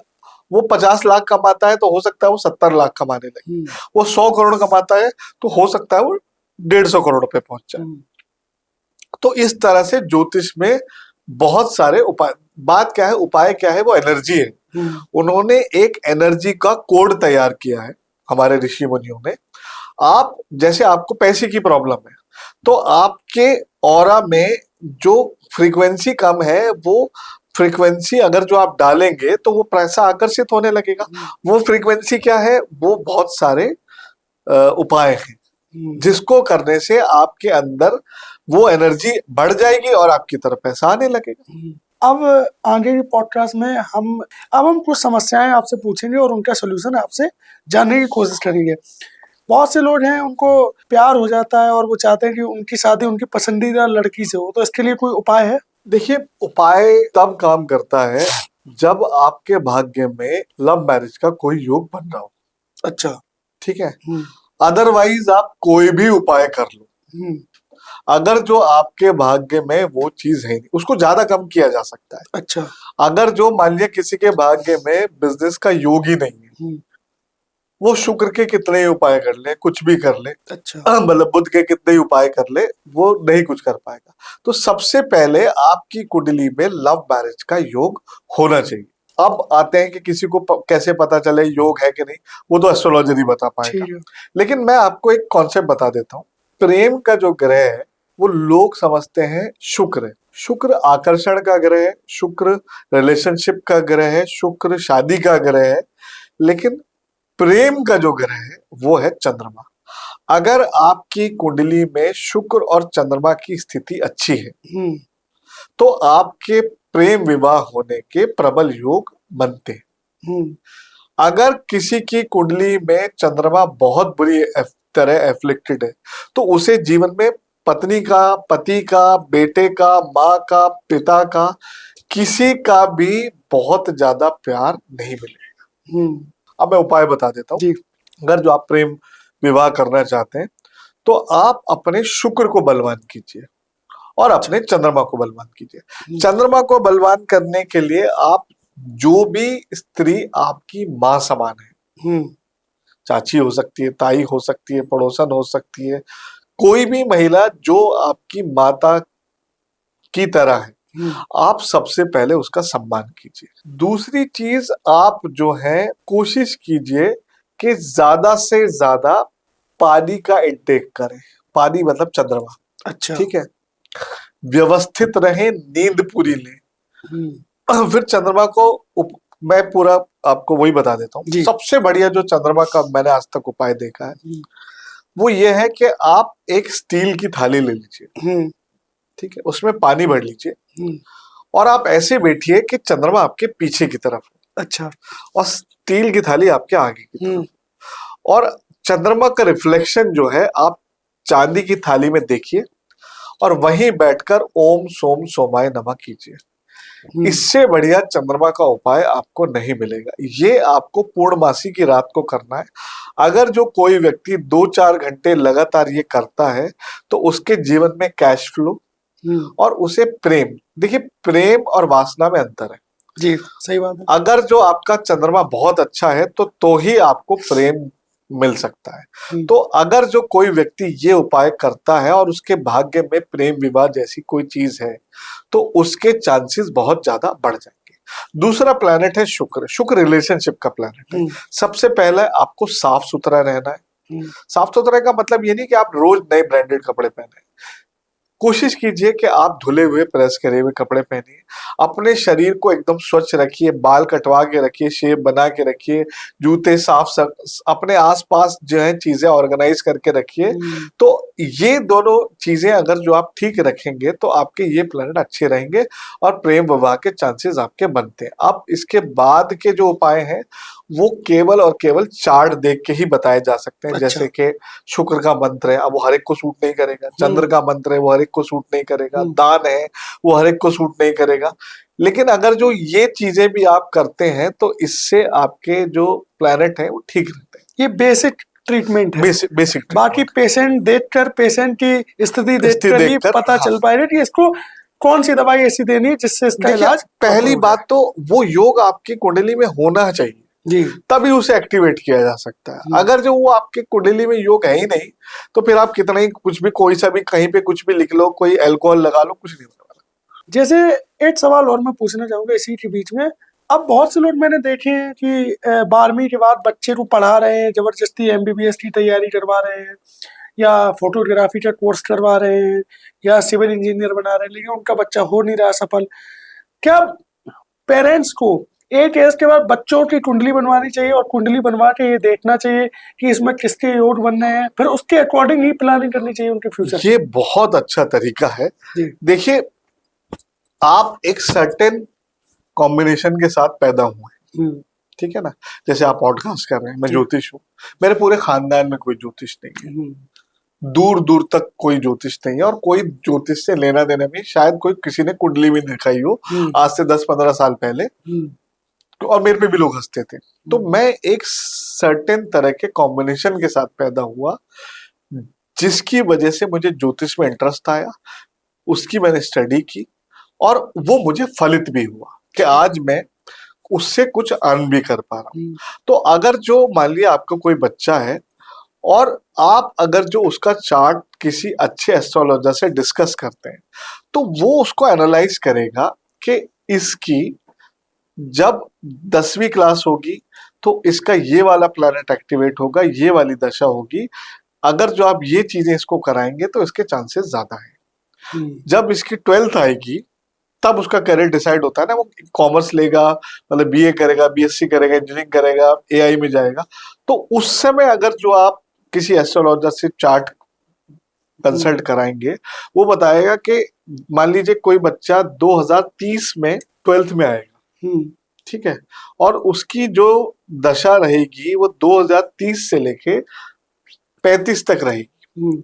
अब इसी 4 साल में उसकी ग्रेजुएशन होनी है, तो उसमें फिर देखा जाएगा कि उसके प्लैनेटरी कॉम्बिनेशन उसे किस तरफ ले जाना चाहते हैं, कि भाई इसका आर्टिस्टिक क्वेश्चन बहुत अच्छा है, इसका लॉजिकल क्वेश्चन बहुत अच्छा है, या इसका टेक्निकल क्वेश्चन बहुत अच्छा है, या इसका आर्टिस्टिक क्वेश्चन बहुत अच्छा है, और आगे चल के ये इसमें सफलता प्राप्त कर पाएगा कि नहीं। तो अगर जो आप किसी अच्छे ज्योतिष की सलाह लेकर वो चीजें कराएं जो वो ज्योतिष बताता है, तो किसी के भी सफलता के चांसेस बहुत बढ़ जाते हैं। लेकिन मैंने आपको अभी भी बताया, प्रारब्ध, पुरुषार्थ और प्रार्थना, एक आइडिया लग जाता है कि हाँ, इसको इस क्षेत्र में सफलता मिल सकती है, नॉट 100% श्योर। ऐसा नहीं कि आप जबरदस्ती उस चीज को 100% तभी बताया जा सकता है जब आपको पता लग जाए कि इसका प्रारब्ध कितना है। क्योंकि आप गणनाएं तो कर सकते हो ज्योतिष से, लेकिन आपको प्रारब्ध में क्या मिला हुआ है ये तो नहीं पता ना। एक आदमी, मान लीजिए आप है, मैं हूं, ये हूं, सेम प्लेसमेंट है सारे प्लैनेट्स की, मतलब 2 जुड़वा भाई हैं, एक डाकू बन रहा है, एक पुलिस वाला बन रहा है, सेम कुंडली होने के बावजूद भी। तो प्रारब्ध सबके अलग अलग है ना। एक जो है 10 जन्मों तक शिव जी की सेवा करके आया, एक जो है 100 लोगों का खून करके आया। तो दोनों को सेम कुंडली तो मिली है, प्रारब्ध थोड़ी सेम मिला है जी जी, तो दोनों का भविष्य एक जैसा कैसे हो जाएगा, वाली बात है। आज के समय में बेरोजगारी काफी बड़ी है। कई लोग जो हैं 5-5 साल से, 2-2 साल से सरकारी नौकरी की तैयारी कर रहे हैं, और कई लोग ऐसे भी हैं जो बड़े बड़े कॉलेजेस में पढ़ाई कर रहे हैं और उनको भी जॉब नहीं मिल रही है, और कई लोग ऐसे भी जिनके परिवार में कोई जॉब ही नहीं कर रहा है, उनके पास पैसों की बहुत समस्या है। तो इसका एक समस्या का सोल्यूशन मैं चाहूंगा कि जिनके घर में जॉब नहीं लग रही है लोगों की, सरकारी या प्राइवेट या XYZ कोई भी हो, तो इसका सोल्यूशन क्या है? देखिए, वही मैंने आपको बार बार बताया कि सबसे पहले सबके प्रारब्ध अलग है, सबकी कुंडली अलग है, लेकिन अगर जो आप जनरल रेमेडी पूछना चाहते हैं, बेसिक रेमेडी अगर जो आप पूछना चाहते हैं, तो आप जो है कोई भी व्यक्ति एक तांबे का लोटा ले, जो भी नौकरी की इच्छा करता है, एक तांबे का लोटा ले, उसमें थोड़े से सिंदूर, थोड़ा सा सिंदूर, एक लाल फूल डाले, लाल फूल कोई भी लाल फूल, अच्छा, और संडे के दिन से सूर्य नारायण के सामने खड़ा हो जाए और प्रार्थना करें कि हे सूर्य नारायण, मेरा नाम ये, पिता का नाम ये, दादा का नाम ये और गोत्र ये, और मैं संकल्प लेता हूं कि मैं 43 दिन तक आपको जल अर्पित करूंगा। और लगातार 43 दिन तक सूर्य को जल अर्पित करें तो 90% केसेस में आपकी नौकरी लग जाएगी। अच्छा, मतलब कोई तैयारी नहीं कर वो रहा तो देखिए अपने है ना, प्रारंभ पे, अपने कर्म लेकिन को इसमें पेच ये है कि ये जो जल देना है उसे, ये एग्जैक्टली सेम टाइम पे देना है, लगातार 43 दिन तक। अच्छा, ये तो काफी कठिन उपाय है, इससे कोई क्यों सरल है? कठिन है? आप 9 बजे दो। मैं अच्छा। आप कब कह रहा हूँ कि आप 5 बजे उठ के दो, आप 9 बजे दे दो, अच्छा, लेकिन देना 43 दिन तक सेम टाइम पे। ये अगर 200 लोगों को रेमेडी बताइए ना तो 190 की नौकरी लग गई है। अच्छा, सरकारी या प्राइवेट? देखिए, सरकारी के लिए तो पेपर क्रैक करना पड़ता है, लेकिन जो लोग, सरकारी भी लगी, ऐसा नहीं सरकारी नहीं लगी, लेकिन जो लोग एलिजिबल हैं और उनकी ग्रह बाधा की वजह से नौकरी नहीं लगी, लग रही है, तो उनकी लग जाती है। आजकल लोगों की दो समस्याएं ज्यादा हैं, या तो लोगों के पास धन नहीं आ रहा है, दूसरी या तो धन आ भी रहा है लेकिन खर्च बहुत हो रहा है। आप हमें दोनों के ऐसे उपाय बताएं जिससे धन आना शुरू हो जाए और जिससे खर्चा जो है वो भी कम हो जाए। देखिए, बस वही वाली बात हो जाएगी कि आप भी कॉन्वेलेक्स से बता दें, लेकिन चलिए आप कह रहे हैं तो मैं बता देता हूँ। देखिए, धन डिपेंड करता है कि आपकी कुंडली में शुक्र की क्या स्थिति है। अगर जो आपकी कुंडली में शुक्र बहुत अच्छा है तो पैसा अपने आप आएगा। जितना आपका शुक्र अच्छा है उतना पैसा आप जीवन में अट्रैक्ट कर पाएंगे। तो शुक्र को बलवान कर लीजिए। कुछ तो मैंने उपाय बताए, एक और मैं आपको उपाय बता देता हूँ। शुक्र की जो इष्ट है वो माँ लक्ष्मी। आप, ये सारे बिजनेसमैन जो है मेरे, मतलब ऐसे पेड कंसल्टेशन में बताता हूँ, चलिए बता देता हूँ। जो मेरे गुजराती क्लाइंट्स हैं सब वो उनको बताता हूँ मैं ये। शुक्रवार के दिन एक लकड़ी की चौकी लेनी। अच्छा, उसके ऊपर लाल कपड़ा बिछाइए, उसके ऊपर मिट्टी की लाल माता लक्ष्मी की मिट्टी की मूर्ति रखिए। कोशिश कीजिए मिट्टी की हो, नहीं मिले तो जो मिल जाए। उनके सामने मिश्री का भोग रखिए, दिया जलाइए, वो मिट्टी मिश्री रखिए, और उनके सामने 9 मिट्टी के गाय के घी के दिए जलाइए और वहीं बैठकर या तो श्री सूक्तम का पाठ कर लीजिए। अच्छा, या फिर आप श्री सूक्तम मोबाइल में चला दीजिए। ऐसा आप लगातार कुछ शुक्रवार कर लीजिए। मैं आपको गारंटी देता हूं कि आपके पास पैसा आने लगेगा, आपका मनी फ्लो बढ़ने लगेगा, आपको फाइनेंशियल गेन्स होने लगेंगे, आपके अटके हुए पैसे निकल आएंगे, आपकी सेल्स बढ़ जाएंगी, या कुछ ना कुछ फाइनेंशियल गेन्स आपको होने लगेंगे। गारंटेड है।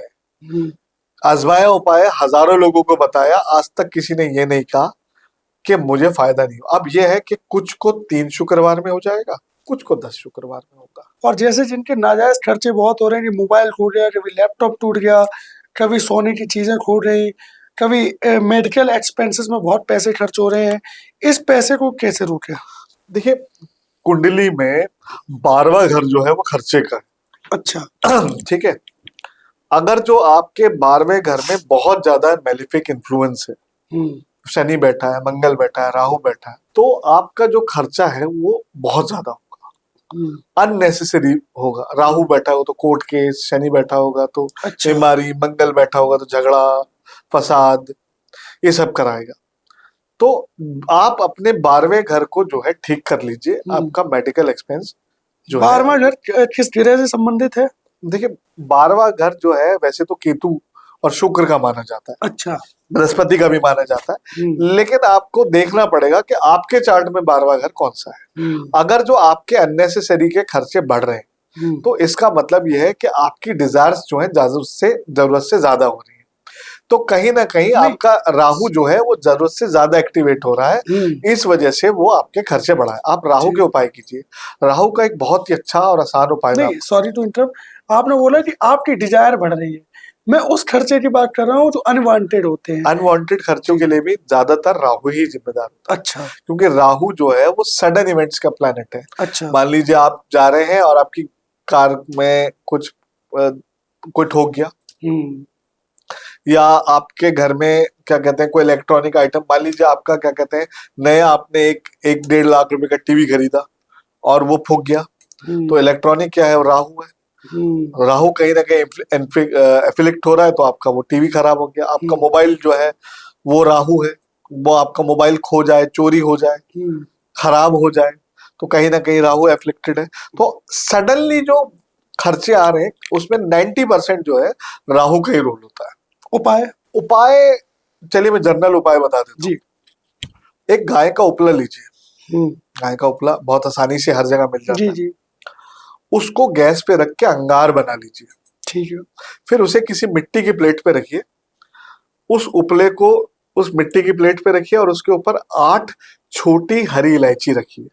अच्छा। इसमें से धुआं उठेगा, इस धुएं को आप अपने घर में पूरे घर में दिखाइए, और जब ये ठंडा हो जाए तो इसकी राख को आप बाहर फेंक दीजिए। अच्छा, ये जनरल उपाय है, ये नुकसान नहीं करेगा, कोई भी कर सकता है। ठीक। अगर जो आप लगातार ये उपाय करेंगे तो आपके घर में बीमारी, कलेश, अनवांटेड खर्चे, शत्रु बाधा, नजर दोष, सब कुछ ठीक होता है। ये किसी दिन पे करना है स्पेसिफिक? कोशिश कीजिए कि बुधवार को कीजिए और दिन और रात का समय जब मिलता है तब कीजिए, और बाकी आप जब चाहे तब कर सकते हैं, शाम के समय में। शाम के समय। ठीक है सर, मेरा अगला क्वेश्चन ये रहेगा कि लोगों की नई नई शादियां होती है, किसी के घर में उसके मम्मी पापा के साथ या अपनी वाइफ के साथ कलेश उत्पन्न होने लगता है। आपने अभी एक उपाय बताया राहु वाला, ऐसा कोई और उपाय जो घर में सुख शांति हो, घर में किसी भी प्रकार के क्लेश ना रहे, इसका कोई उपाय? हस्बैंड वाइफ की बात? जी जी जी, मतलब परिवार खासकर। ये परिवार, चलिए मैं आपको उपाय बताता हूँ। ये बहुत अजीब सा उपाय है। अच्छा। लेकिन ये गारंटी देता हूँ, अगर जो कोई आदमी इसे 4-5 हफ्ते कर लेगा तो उसके घर में कैसा भी ग्रह क्लेश हो वो दूर हो जाएगा। अब ये टोटका है। अच्छा, ठीक है ना, ये ज्योतिष का उपाय नहीं है, ये टोटका है।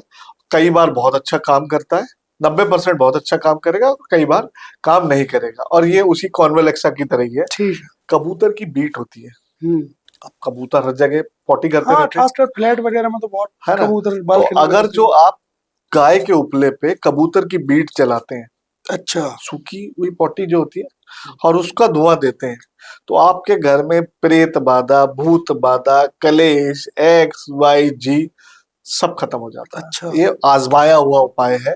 अब बहुत से लोग ट्रोल करेंगे तो इससे बढ़िया तो हाथी की जला लो तो और भी ज्यादा हो जाएंगे। देखिए ये टोटके हैं, ठीक है, इसका कोई लॉजिक नहीं होता, ठीक है। अगर जो आप लॉजिक के पीछे जाएंगे तो मैजिक आपसे छूट जाएगा। जिसको ठीक लगता है वो कर ले, जिसको नहीं लगता है वो ना करे। मैं किसी को मतलब किसी को बाधित तो किया नहीं जा सकता, लेकिन ये आजमाया हुआ उपाय है और बहुत बढ़िया काम करता है। कुछ लोग जिनके घर में बहुत ज्यादा क्लेश हो रहा है इसे करके देखें। देखिए इसमें कोई पैसे तो खर्च नहीं हो रहे आपके, थोड़ा सा आपको बदबू झेलनी पड़ेगी, और अगर जो थोड़ी सी बदबू झेल के आपके घर के कलेश खत्म हो जाते हैं तो मुझे लगता है करके देख लेना चाहिए। सही बात। बाकी आप अपने घर को व्यवस्थित रखिए।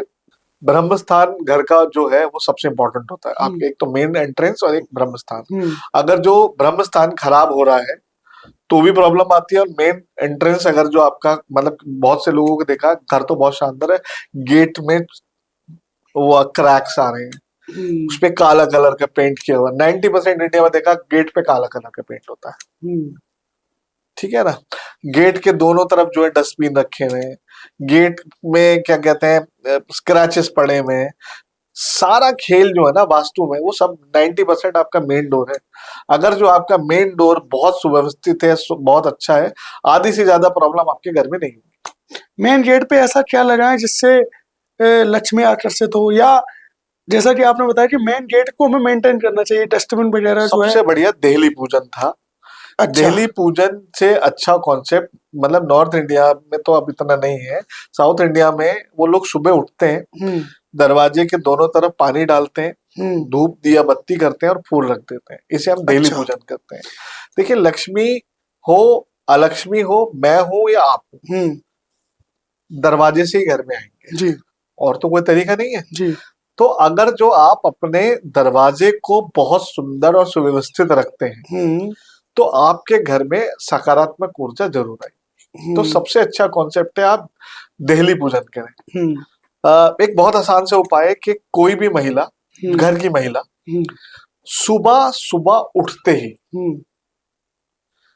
आधा गिलास पानी अपने घर के दाएं और बाएं अच्छा। गेट के डाले, और रात को जब सब घर में आ जाएं, जिसके बाद किसी को बाहर ना जाना हो, कोई जी। इमरजेंसी की बात हो अलग है, दाएं और बाएं आधा आधा गिलास पानी डालें। अच्छा। 1 महीने में, मुझे कहने की जरूरत नहीं है, वो लोग खुद कमेंट करके रिजल्ट बता देंगे। मैं कुछ नहीं बोल रहा, आप 1 महीने करके देख लीजिए, इसमें कोई पैसा सिंपल सा नहीं है। उपाय है। आप 1 महीने इसको करके देख लीजिए और आप खुद कमेंट बॉक्स में बता दीजिएगा कि आपको क्या फायदा हुआ। मैं अपनी तरफ से कुछ, मैं इसमें अतिशयोक्ति जोड़ूं जी, कोई फायदा ही नहीं। आज के समय में कई लोगों की ये समस्याएं सुनने में आती है कि उनको पितृ दोष है, काल सर्प दोष है, और कि अगर आपके काम जो है बन नहीं रहे हैं, काम बिगड़ रहे हैं, किसी भी काम में आपकी रुकावट आ रही है, तो लोगों का कहना है कि पितृ दोष की समस्या हो सकती है। तो पितृ दोष को खत्म करने के लिए या रोकने के लिए क्या उपाय है? देखिए, पितृ दोष जो है बड़ा कॉन्सेप्ट है और इसमें बहुत सारी चीजें देखनी पड़ती है। अच्छा। अगर जो सच में आपकी कुंडली में पितृ दोष है तो आप समझिए कि आपके जीवन में ग्रोथ नाम की चीज हो नहीं पाती। पढ़ाई नहीं हो पाती, जॉब नहीं लग पाती, बिजनेस नहीं ठीक चलता, शादी नहीं हो पाती, संतान होने में प्रॉब्लम होती है तो संतान को प्रॉब्लम होती है। तो वो तो पूरा चार्ट एनालिसिस करना पड़ता है। और पितृ दोष के लिए सबसे पहली चीज तो क्या है, आपको क्या करनी पड़ेगी कि आपके जो बुजुर्ग लोग हैं, आप पहले तो उनकी इज्जत करना शुरू कीजिए, उनको समय दीजिए।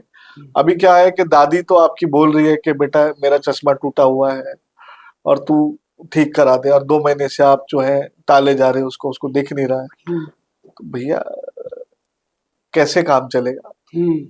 वैसे तुम पितृदोष के लिए घूम रहे हो, उनकी बात नहीं सुनने। फिर अगर जो आपको पता लगता है कि पितृदोष सच में ही है तो इसके लिए बहुत सारे उपाय करने पड़ते हैं, और वो डिपेंड करता है कि किस तरह से, किस हाउस से बनना है, तो उसके अलग अलग उपाय होते हैं। एक जनरल उपाय मैं आपको बता देता हूँ। जनरल उपाय में आप क्या कीजिए, ये सिर्फ 15 दिन में ही होता है। अच्छा। जब पितृपक्ष आता है, आप जो है अपने हाथ पे थोड़े से काले तिल रखिए, कुशा रखिए, और ऐसे करके दक्षिण की तरफ अपने हाथ से लोटा लेके ऐसे पानी गिराइए उल्टे हाथ पे। अच्छा। और ओम पितृभ्यो नमः, ओम पितृभ्यो नमः, ओम पितृभ्यो नमः ऐसा 108 बार बोलिए पूरे के पूरे 15 दिनों तक। बहुत शांति आपको पितृदोष में मिलेगी। अच्छा। ठीक है। और बाकी जो पितृदोष है ये सीरियस प्रॉब्लम है, तो इसके उपाय किसी अच्छे एस्ट्रोलॉजर से कंसल्ट करके ही आपको कराने चाहिए। जरूरी नहीं है कि आप गया जी जाके ही उपाय कराएं, जरूरी नहीं है आप हरिद्वार जाके ही उपाय कराएं। वो उपाय हो सकते हैं, आपके घर पे भी हो सकते हैं और आप खुद भी कर सकते हैं।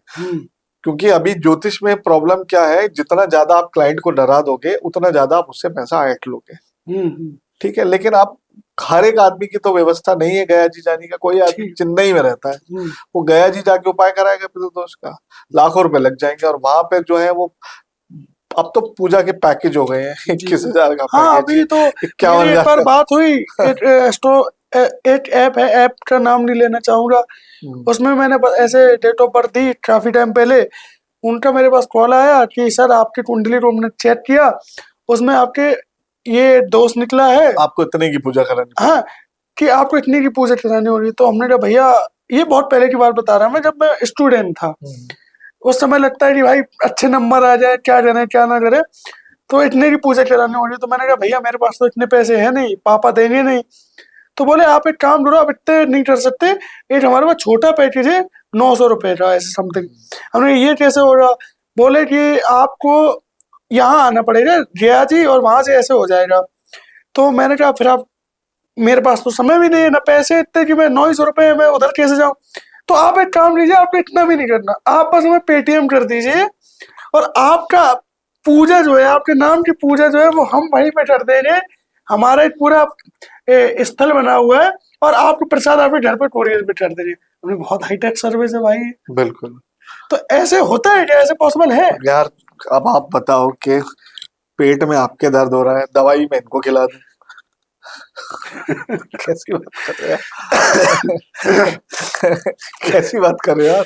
पेट में इनको क्या कहते हैं, सर में दर्द हो रहा है, पितृदोष हमें, हम बाम तो में जान आपके ही रहे लगा दूं? हैं। कैसे ठीक हो जाएगा? सही बात है। बेवकूफी वाली बात है। काल सर्प दोष हाँ, मेरे सवाल में काल सर्प दोष काल था, सर्प उसके बारे दोष में। जो है, ज्योतिष के दो स्कूल हैं। एक काल सर्प दोष को मानते हैं, एक काल सर्प दोष को नहीं मानते। अच्छा। और मैं भी पहले काल सर्प दोष को नहीं मानता था, लेकिन काफी रिसर्च करने के बाद मुझे समझ में आया काल सर्प दोष काम करता है, और कई बारी तो ये आदमी की वाट लगा देता है। अच्छा, इसके लक्षण क्या है?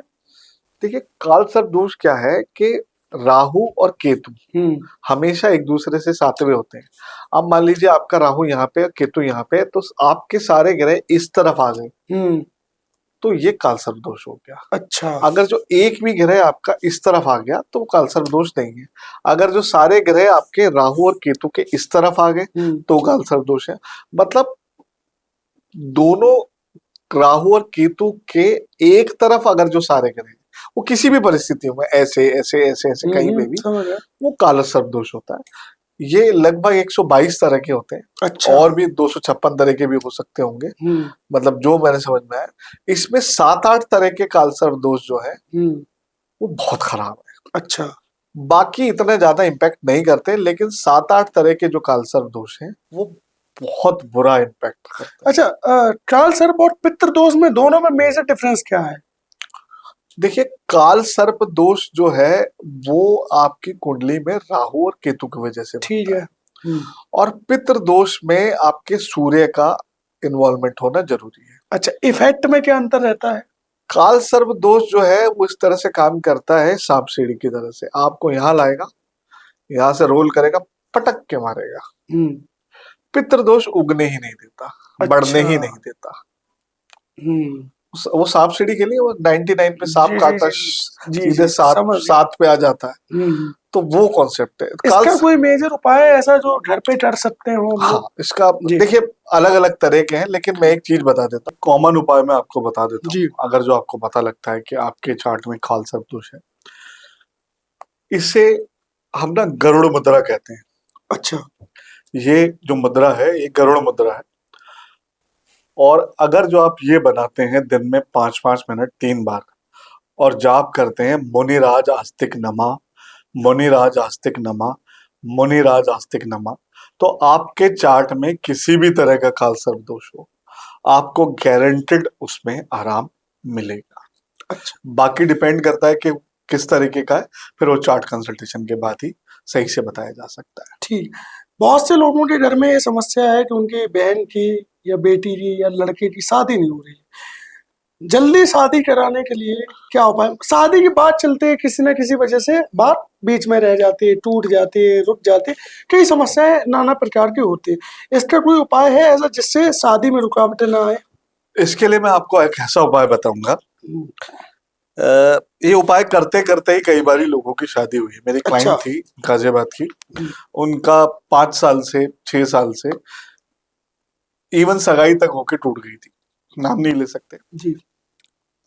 उसके लिए आपको क्या करना है, उसके लिए आपको छुआरे पता होंगे, ड्राई डेट्स जिसे कहते हैं।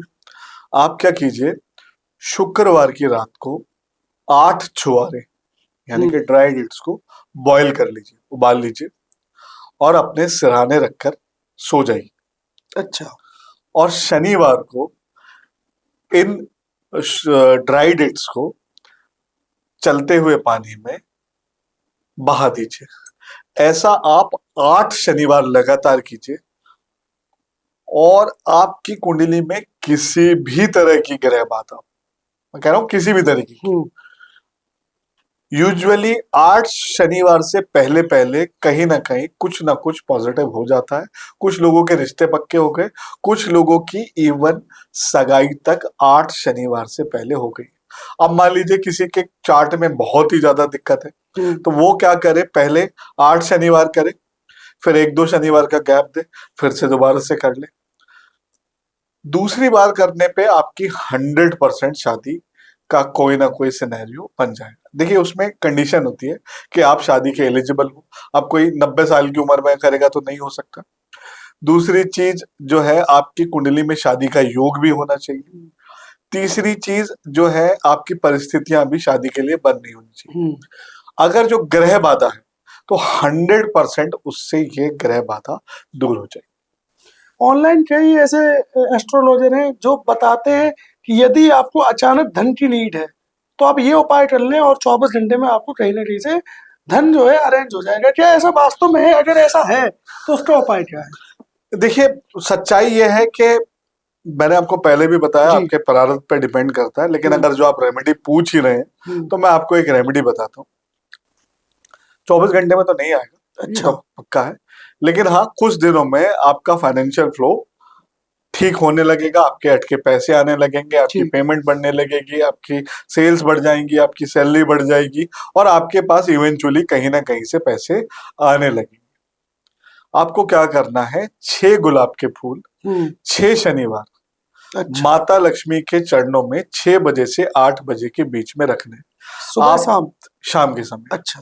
आप ऐसा लगातार कीजिए 6 शनिवार, तो 1-2 शनिवार का गैप दीजिए, फिर शनिवार कीजिए 6 शनिवार। आप ऐसा लगातार करते रहिए, कुछ ही समय में आप देखेंगे सच में आपके जीवन में पैसे का फ्लो बढ़ने लगेगा। गारंटेड बढ़ता है। मतलब किसी भी परिस्थिति में आदमी है और अगर जो वो इस उपाय को करेगा तो देखिए अंबानी तो नहीं बन पाएगा, लेकिन जो भी उसके प्रारब्ध के हिसाब से उसके साथ बेस्ट हो सकता है वो होने लगेगा। बहुत सस्ता उपाय है, बहुत आसान उपाय है। 6 गुलाब के फूल 6 शनिवार हनुमान जी के चरणों में रखिए, फिर एक आध का गैप कीजिए शनिवार का, फिर से रिपीट कीजिए।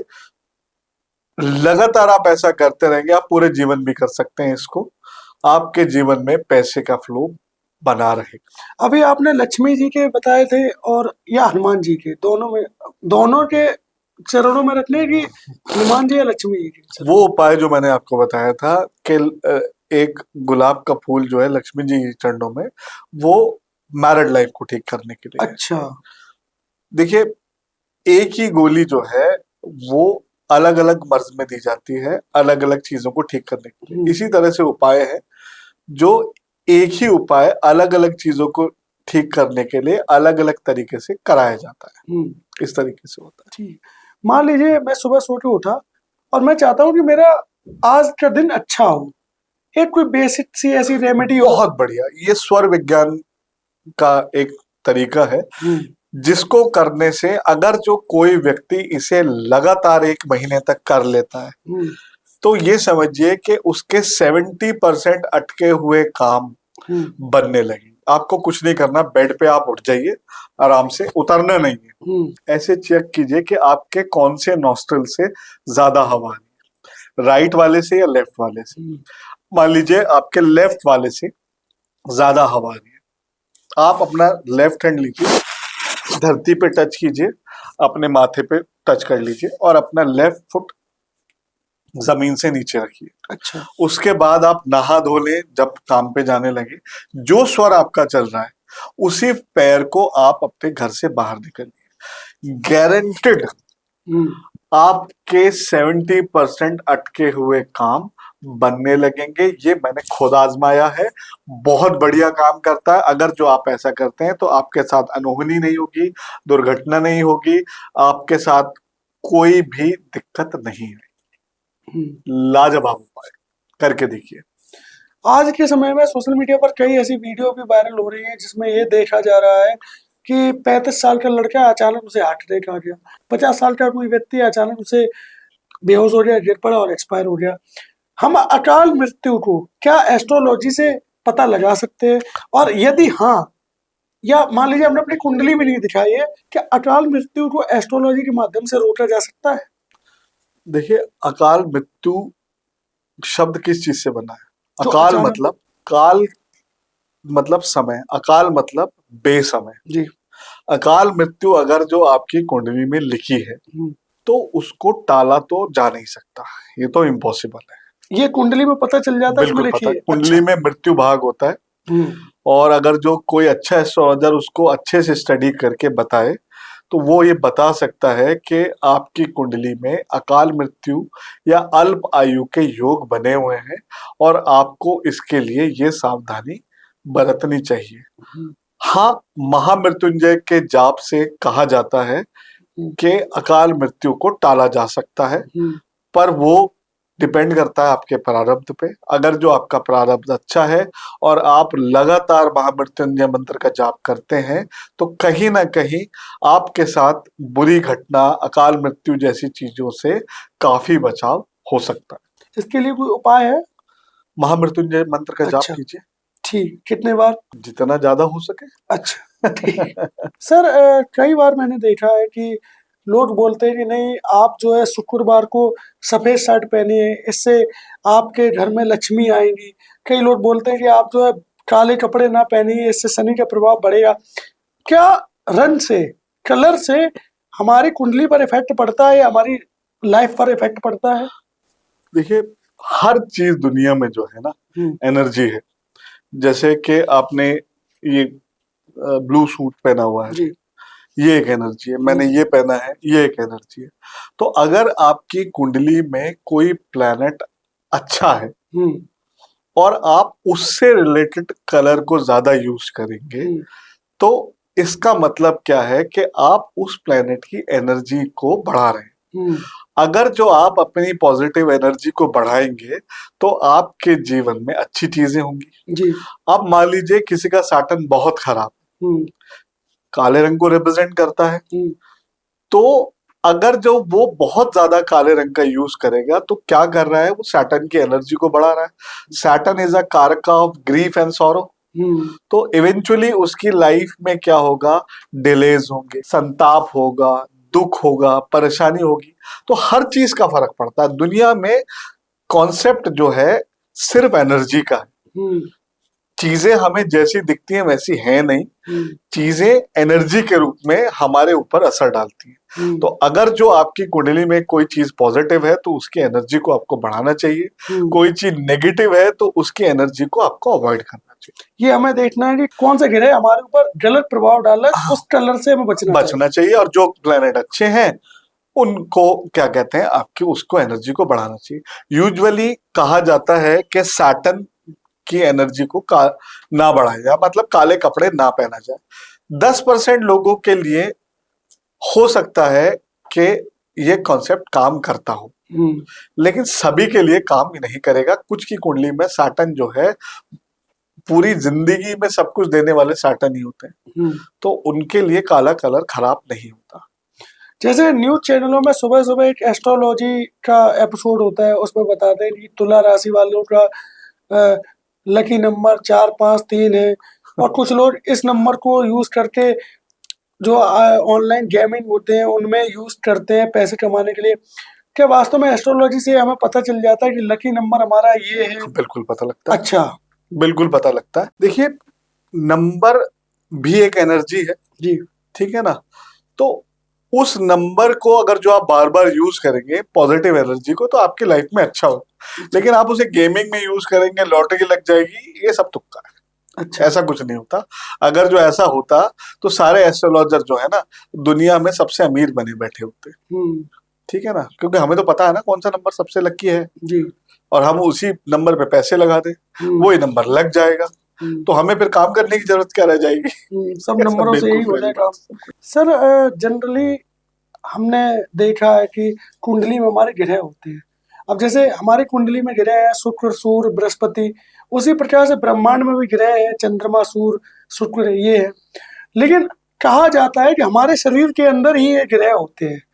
तो आप हमें ये बताएं कि हमारे शरीर के कौन से हिस्से में कौन सा ग्रह होता है और किस तरह से वो हमारे शरीर पर इम्पैक्ट डालता है? देखिए, जिस तरह से 7 ग्रह हैं उसी तरह से 7 चक्र हैं। जी। जैसे मूलाधार है, उसके बाद स्वादिष्ठान है, इस तरह से 7 चक्र होते हैं।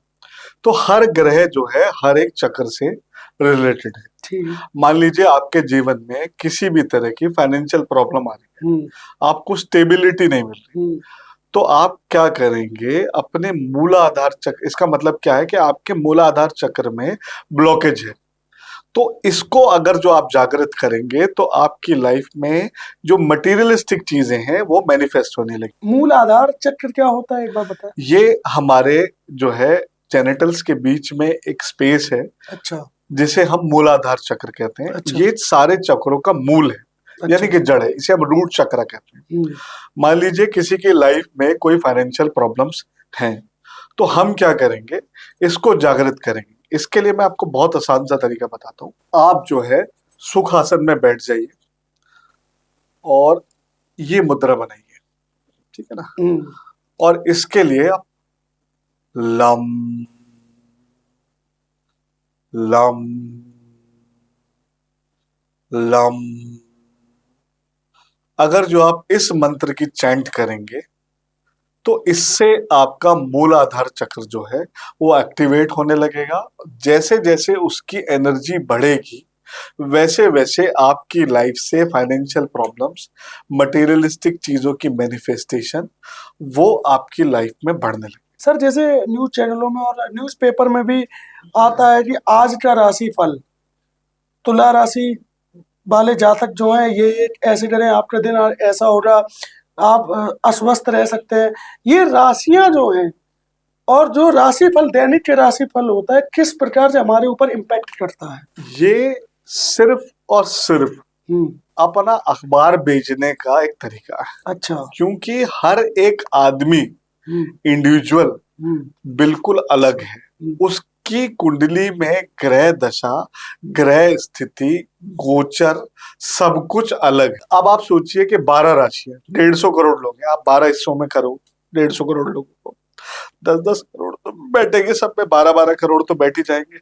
अब मान लिया 12 करोड़ तुला राशि है, उसमें लिखा है कि तुला राशि को आज धन लाभ होगा। क्या 12 करोड़ लोगों को धन लाभ हो सकता है? पॉसिबल है। कुछ मर जाएंगे, कुछ की बीवी छोड़ के भाग जाएगी, कुछ की गर्लफ्रेंड से लड़ाई हो जाएगी, किसी को बीवी पीट देगी। तो ये पॉसिबल है कि 12 करोड़ तुला राशि के लोगों पे एक जैसा असर है। ये सब बोगस है, इसका कोई मतलब नहीं होता किसी भी तरीके से, ये आपकी लाइफ में कोई इम्पैक्ट नहीं डालता है। होता क्या है कि अगर जो मैं यहाँ पे बोलूं राम 500 लोगों की भीड़ में 5 तो निकलेंगे, तो वो 5 जो है 10 को बताते हैं, यार मैंने ना अपना राशिफल पढ़ा था और आज लिखा था कि धन लाभ होगा और मुझे धन लाभ हो गया। तो वो 5 जो है वो भी अपना राशिफल पढ़ेंगे, अब उनमें से 3 के साथ हो गया तो वो 10 को बताएंगे। तो ये इस तरह से चलता है, इसका कोई मतलब नहीं है। आप एक एंटिटी हैं और ईश्वर का एक सॉफ्टवेयर ऐसा है, दुनिया में 150 करोड़ लोग हैं, किसी के भी फिंगरप्रिंट सेम है नहीं है ना। तो उसका जो सॉफ्टवेयर है ना वो इतना अलग है, अगर जो हम 1,500 करोड़ भी हो जाएंगे ना तब भी मैं और आप एक जैसे हर स्तर पे नहीं हो सकते। सही बात। तो ये कॉन्सेप्ट बिल्कुल गलत है। ये लोग सुबह अपना राशिफल पढ़ रहे हैं, वो टाइम वेस्ट है या दिल खुश कर रहे हैं, इसका कोई मतलब नहीं। यूट्यूब पर भी वीडियो आते हैं कि दीपावली आ गई, बदल जाएगी इन 4 राशियों की जिंदगी, देखिए अपना राशिफल। हाँ, ये उनके लिए बहुत अच्छा है, उनके व्यूज बढ़ जाते हैं और उनके रेवेन्यू बढ़ जाते हैं, उनके लिए बहुत अच्छा है। अगर जो आप यूट्यूबर है और आप इस तरह की वीडियो बनाते हैं तो ये उन 4 में से आपकी राशि भी है और आपके व्यूज बढ़ेंगे और आपको मॉनेटरी बेनिफिट होगा, बाकी कोई मतलब नहीं है। ठीक। कई एस्ट्रोलॉजर बताते हैं कि आपका मान लीजिए शुक्र खराब है तो आप नीलम पहन लीजिए, या आप ताबीज पहन लीजिए, या आप पन्ना पहन लीजिए। अब मेरे 2 सवाल है सर, कि सबसे पहले तो ये है कि मान लीजिए जो एस्ट्रोलॉजर बताता है कि आप नीलम पहन लीजिए, पन्ना पहन लीजिए, या आप कोई ताबीज ले लीजिए, तो सबसे पहले तो ये प्रॉब्लम आती है कि वो जेन्युइन प्रोडक्ट कहाँ ले, जो स्टोन जो बता रहे हैं। अब अमेजोन पे वही प्रोडक्ट मिल रहा है 100 रुपए का, वही आप अगर इलाहाबाद चले जाएं, किसी भी दुकान पे चले जाएं, तो वो 10 रुपए में भी दे रहा है। उसी प्रकार से रुद्राक्ष है, रुद्राक्ष 3,000 रुपए का भी मिल रहा है और 100 रुपए का भी मिल रहा है, 10 लाख का भी मिलता है। 10 लाख का भी मिल रहा है। तो सवाल नंबर 2 मेरा ये है कि वास्तव में ये स्टोन हमारी लाइफ पर इम्पैक्ट डालते हैं? अभी आपने मुझसे कलर पे सवाल पूछा, ठीक है। कि आपकी कुंडली में अगर जो एक्स प्लेनेट अच्छा है हम्म और आप उससे रिलेटेड कलर पहनोगे, तो आपने क्या किया है कि उसकी एनर्जी बढ़ा दी है, तो आपको अच्छे रिजल्ट मिलेंगे। ठीक है, इसी तरह से स्टोन से ठीक है। इसमें कॉन्सेप्ट ये होता है कि स्टोन का बेसिक काम क्या है। स्टोन का बेसिक काम ये है कि वो उस फ्रिक्वेंसी पे वाइब्रेट करता है जिस फ्रिक्वेंसी की जरूरत जो स्टोन जो है उस फ्रिक्वेंसी पे वाइब्रेट करता है जिससे एसोसिएटेड वो प्लैनेट होता है। जैसे मैंने पुखराज पहना है तो बृहस्पति का रत्न है, तो जो फ्रिक्वेंसी बृहस्पति की एनर्जी को एनहेंस करती है उसकी वाइब्रेशन इसमें होती है। ठीक है, मान लीजिए कि मेरी कुंडली में दशा गोचर कुंडली के हिसाब से मुझे अपने बृहस्पति की एनर्जी को बढ़ाना है, तो मैं पुखराज पहनूंगा। ठीक है, गलत स्टोन पहनना उसी तरीके से है जैसे कि टाइफाइड में मलेरिया की दवाई खाना, उसका नुकसान भी उतना ही होता है। मैंने आपको बताया कि मान लीजिए आपकी कुंडली में सैटर्न खराब है, आप पहन रहे हैं काला कलर, आपने नेगेटिविटी को और बढ़ा लिया। तो अगर जो आपकी कुंडली में कोई प्लेनेट नेगेटिव है और आप उसका स्टोन पहन लेते हैं, तो आप समझ लीजिए कि आपका दुश्मन आपको पीटने आया और आपने लाठी और पकड़ा दी कि भैया इससे मारो। समझ रहे हो ना? तो इसी तरह से कॉन्सेप्ट वही एनर्जी का ही है।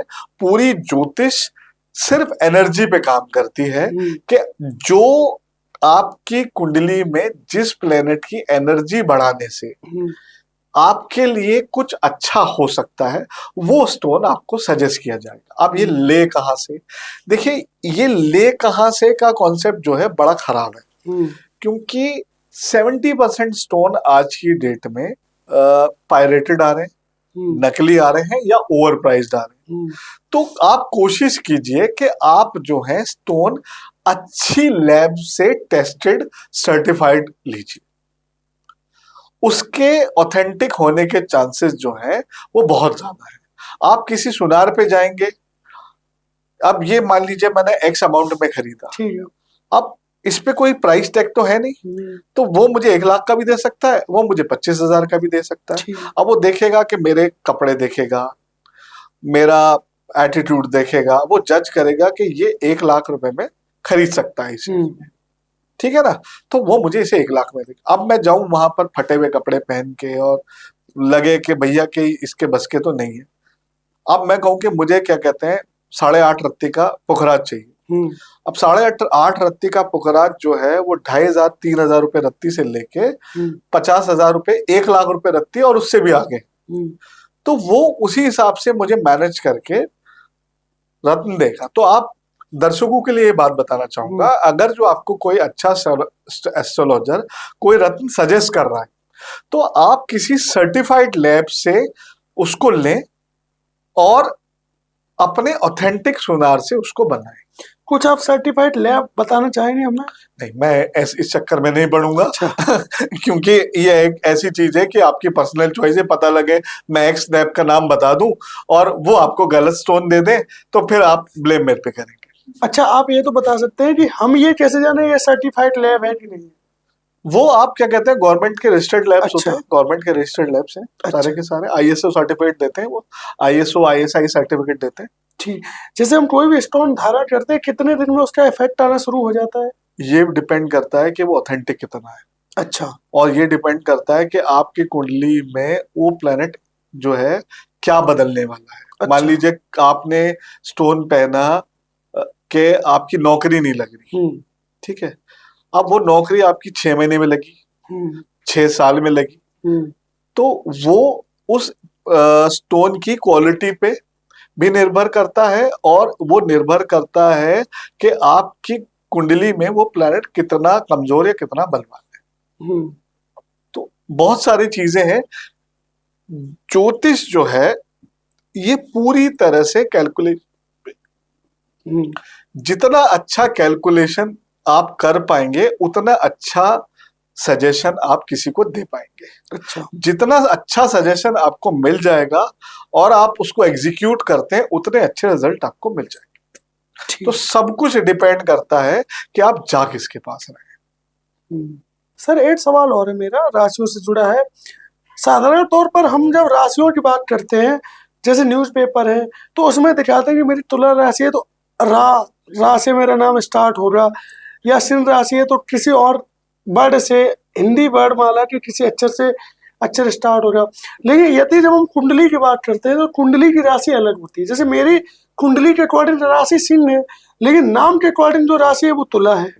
तो हम कौन सी राशि को बेसिक मानते हैं? देखिए, ज्योतिष के हिसाब से, वैदिक ज्योतिष के हिसाब से आपकी केवल एक ही राशि होती है। अच्छा। 12 राशियों में से या 12 हाउसेस में से जिस भी राशि में आपका चंद्रमा गया है वो आपकी एक्चुअल राशि है। अच्छा।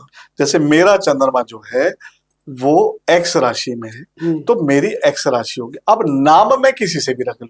अच्छा। डेट ऑफ बर्थ के हिसाब से कुछ भी हो, लेकिन जिसका जो सबसे ज्यादा इंपैक्ट आपके जीवन में आएगा वो आएगा कि कुंडली में आपका चंद्रमा, जैसे आपने बताया आपकी सिंह राशि है, तो आपका चंद्रमा कुंडली में सिंह राशि में होगा। अच्छा। ठीक है ना। इसी का इम्पैक्ट आपके जीवन में आएगा, इसी से आपकी शादी मैच होगी, इसी से आपके मुहूर्त बनेंगे, इसी से आपके अच्छे बुरे टाइमिंग इवेंट्स हम जज करेंगे। दूसरा कॉन्सेप्ट होता है नाम का। नाम का भी आपकी लाइफ में फर्क पड़ता है। जैसे किसी का नाम घोचूमल रख दें हम, घोचूमल रख सकते हैं किसी का नाम, छोटे लाल होते हैं, छोटे लाल होते हैं, तो आपको उस नाम को सुन के ही हंसी आ रही है, तो इसका मतलब क्या है कि उसे कोई सीरियसली नहीं लेगा। क्योंकि आप क्या कर रहे हो, जैसे आप बोल रहे हो लक्ष्मी लक्ष्मी लक्ष्मी, आप क्या कर रहे हो, माँ लक्ष्मी को इन्वोक कर रहे हो। ठीक है ना। तो नाम में भी ताकत होती है, इसमें भी प्राण होता है। तो आपके ऊपर आपकी जो कुंडली में राशि है उसका भी असर आता है, उसका 70% होता है, लेकिन नाम राशि का भी 30% आपके ऊपर असर आता है। एक मैं कॉन्सेप्ट बताता हूँ। एक लड़का था, 8 साल का था, उसका नाम XYZ था। वो थोड़ा सा मतलब अलग तरह से रिएक्ट करता था, बहुत डरपोक था, दब्बू था, और बहुत ही मतलब जिसे कहते हैं ना इंट्रोवर्ट, और उसके माँ बाप बहुत परेशान थे। तो उन्होंने उसका नाम जो है गलत राशि से रख दिया था। वो मेरे पास आए, फिर मैंने उसका नाम जो है चेंज कराया। अच्छा। उसका नाम मैंने अभय रखवाया। अभी वो ऐसा है कि उसकी शिकायतें आती हैं कि इसने इसको पीट दिया, इसको ये कर दिया है। अच्छा। इसको ये कर दिया है। तो अगर जो आप बहुत अर्ली लाइफ में सही नाम रख लेते हो ना, तो आपकी लाइफ में बहुत सारे हर्डल्स काम करते। मतलब आप समझ लीजिए कि वो एक एनर्जी का कॉन्सेप्ट। अगर जो कुंडली में चंद्रमा आपकी अच्छी राशि में बैठा है और आपका उसी राशि से नाम बढ़ गया, तो आपने क्या करा, अपने नाम की एनर्जी को अपने लिए पॉजिटिव बना लिया। अगर जो यही चंद्रमा आपका खराब जगह पे है और आपने उसी राशि से नाम रख लिया, तो आपने अपनी लाइफ में हर्डल्स इकट्ठे कर लिए। तो कॉन्सेप्ट वही सारा एनर्जी का है कि आपको ये देखना है, आप अपना date of birth, time of birth और प्लेस ऑफ बर्थ डालिए किसी भी ऐप पे, उसमें 12 खाने होंगे और उसमें देखिए चंद्रमा कहाँ पे है, उसमें च करके लिखा होगा या एम करके लिखा होगा, वही आपकी एक्चुअल राशि होती है। अच्छा, ठीक सर। जैसा कि आपने बताया कि कुंडली में कई ग्रह होते हैं जिनका प्रभाव होता है। कुछ ग्रह अच्छे होते हैं, उनका अच्छा प्रभाव होता है या अच्छे स्थान पर होते हैं। कुछ ग्रह खराब स्थान पर होते हैं तो उनका प्रभाव होता है। क्या इसकी कोई एक फाउंडेशन होती है कि हाँ ये ग्रह का जो इफेक्ट है वो 2 साल रहेगा, 3 साल रहेगा? पहला सवाल। दूसरा, जो हम स्टोन पहनते हैं, क्योंकि आपने बताया कि जब ग्रह कमजोर होता है उसकी ताकत बढ़ाने के लिए हम स्टोन पहनते हैं, तो ये भी क्या हमें उतने समय तक ही पहनना होता है जब तक हमें उस स्टोन की पावर बढ़ानी है, उस ग्रह की पावर बढ़ानी है? देखिए, मान लीजिए किसी आदमी को टाइफाइड हुआ, टाइफाइड का जो कोर्स है वो 15 दिन का। ठीक है। अब 15 दिन के बाद उसे 20 साल तक दवाई दी जा सकती है? नहीं दी जा सकती, मर जाएगा वो, उसकी किडनी खत्म हो जाएगी। तो स्टोन भी एक लिमिटेड टाइम के लिए पहनाया जाता है। ठीक है ना। कोई भी स्टोन पूरे जीवन के लिए नहीं पहनाया जा सकता। कई बार ऐसा हो सकता है कि कोई स्टोन आपकी दशा का सीक्वेंस ऐसा है कि वो आपको 30 साल तक सूट कर रहा है, लेकिन पूरे जीवन किसी स्टोन को नहीं पहनना चाहिए। ठीक। ठीक और है ना? ग्रह का प्रभाव ये कितने समय तक मैक्सिमम रहता देखिए, है? इसे हम दशाएं, अंतर दशाएं, पतंतर दशाएं और गोचर कहते हैं। ठीक है। दशाएं जो होती हैं, मान लीजिए आपका चार्ट है, आपकी कुंडली है, उसमें आपकी सूर्य की दशा है, तो 7 साल के लिए आपकी कुंडली जो है वो सूर्य के अंडर में रहेगी। अच्छा। अब आपकी कुंडली में सूर्य की जो स्थिति है, 70% लाइफ जो है आपकी उस तरह की हो जाएगी। ठीक। अब मान लीजिए आपकी शुक्र की दशा है, शुक्र की दशा 20 साल की। शुक्र लग्जरी का प्लैनेट है, पैसे का प्लैनेट है, रिलेशनशिप का प्लैनेट है, वो बहुत अच्छी प्लेसमेंट में है, बहुत ताकत में है, और उसकी दशा भी आ गई, तो फिर आपको पैसा मिलेगा, लग्जरी मिलेगी, सब कुछ मिलेगा।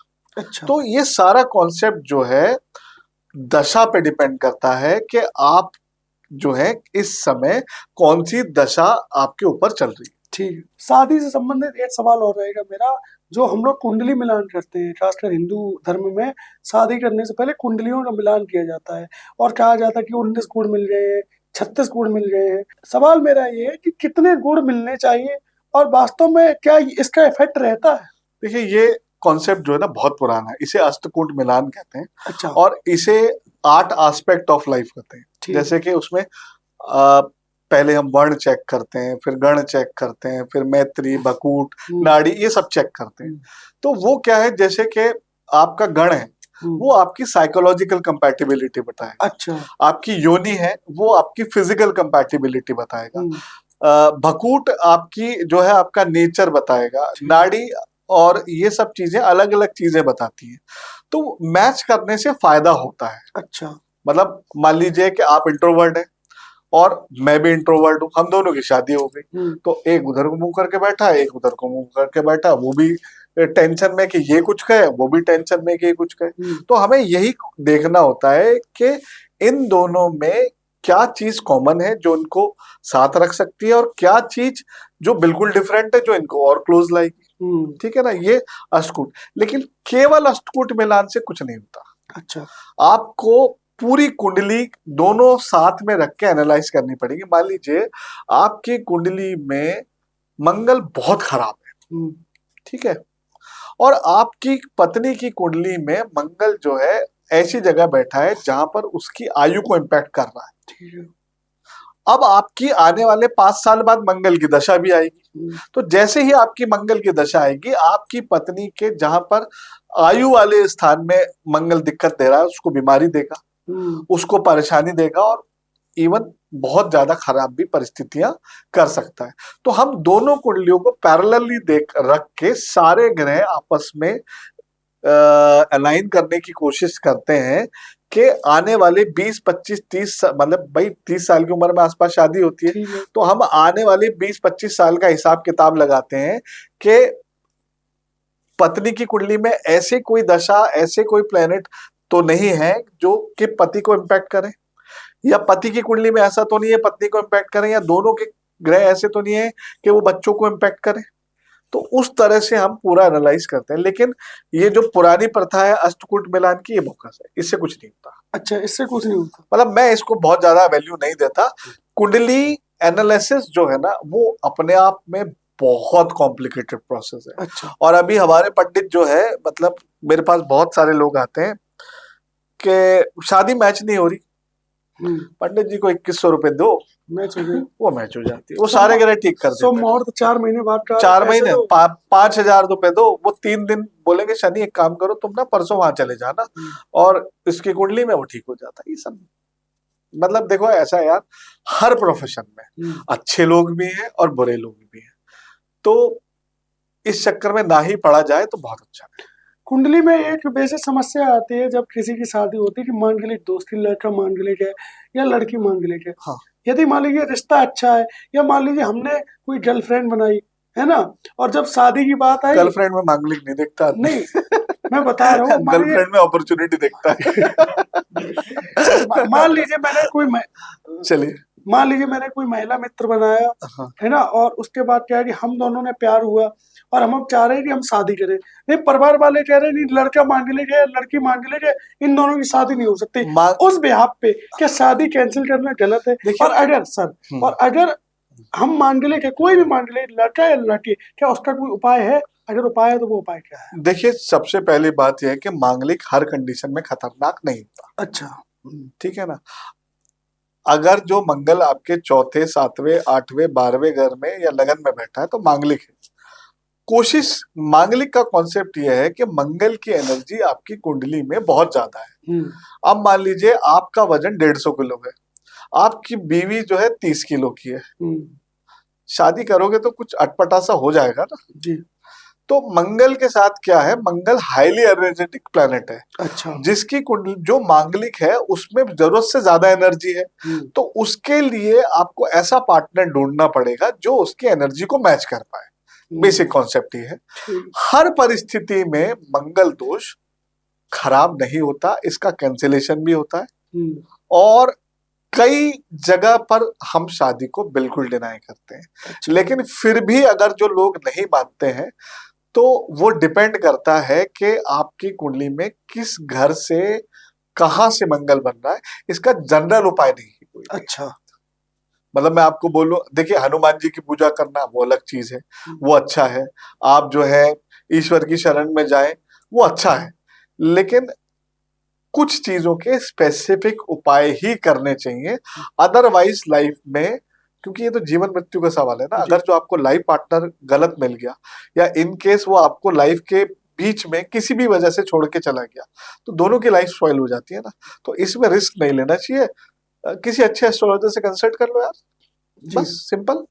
सर जैसे कि हमारे कई दर्शकों ने अभी आपका पॉडकास्ट देखा, चूंकि जैसे कि आपने बताया कि एस्ट्रोलॉजी जो है आप कुछ मिनटों में या कुछ सेकंडों में नहीं आप बता सकते कि आपकी लाइफ पर ये उपाय चलेगा, आप अगर ये काम कर लेंगे तो इससे आपका जीवन बदल जाएगा।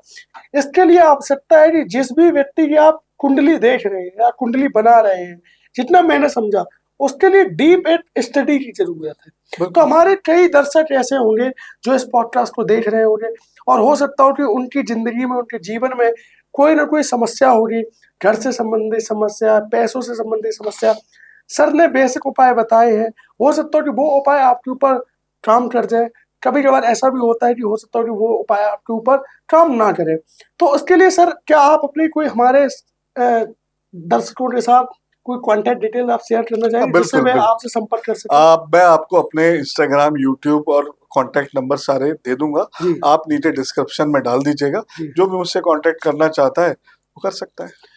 तो आप सभी ने जैसा कि सुना कि सर की जितनी भी कांटेक्ट डिटेल्स हैं, इंस्टाग्राम, फेसबुक और जितने भी कांटेक्ट चैनल्स हैं, उनके जो लिंक हैं इस पॉडकास्ट में डिस्क्रिप्शन में आपको दे दिए जाएंगे। सर से अपॉइंटमेंट लेने के लिए मुझे काफ़ी मेहनत करनी पड़ी, लेकिन आपको आसानी से अपॉइंटमेंट मिल जाएगा। आप हमारे चैनल का नाम बता दीजिएगा और आपसे सर तुरंत बात कर लेंगे। सर बहुत बहुत धन्यवाद। इस पॉडकास्ट में आपने जो हमें डिटेल दी है, आज हर व्यक्ति उस समस्या से जूझ रहा है, चाहे वो घर की समस्या हो, पैसे की समस्या हो, घर में बीमारियां हैं, बेवजह के खर्चे हो रहे हैं, बात बात पे लड़ाइयां हो रही है, शादी नहीं हो रही है।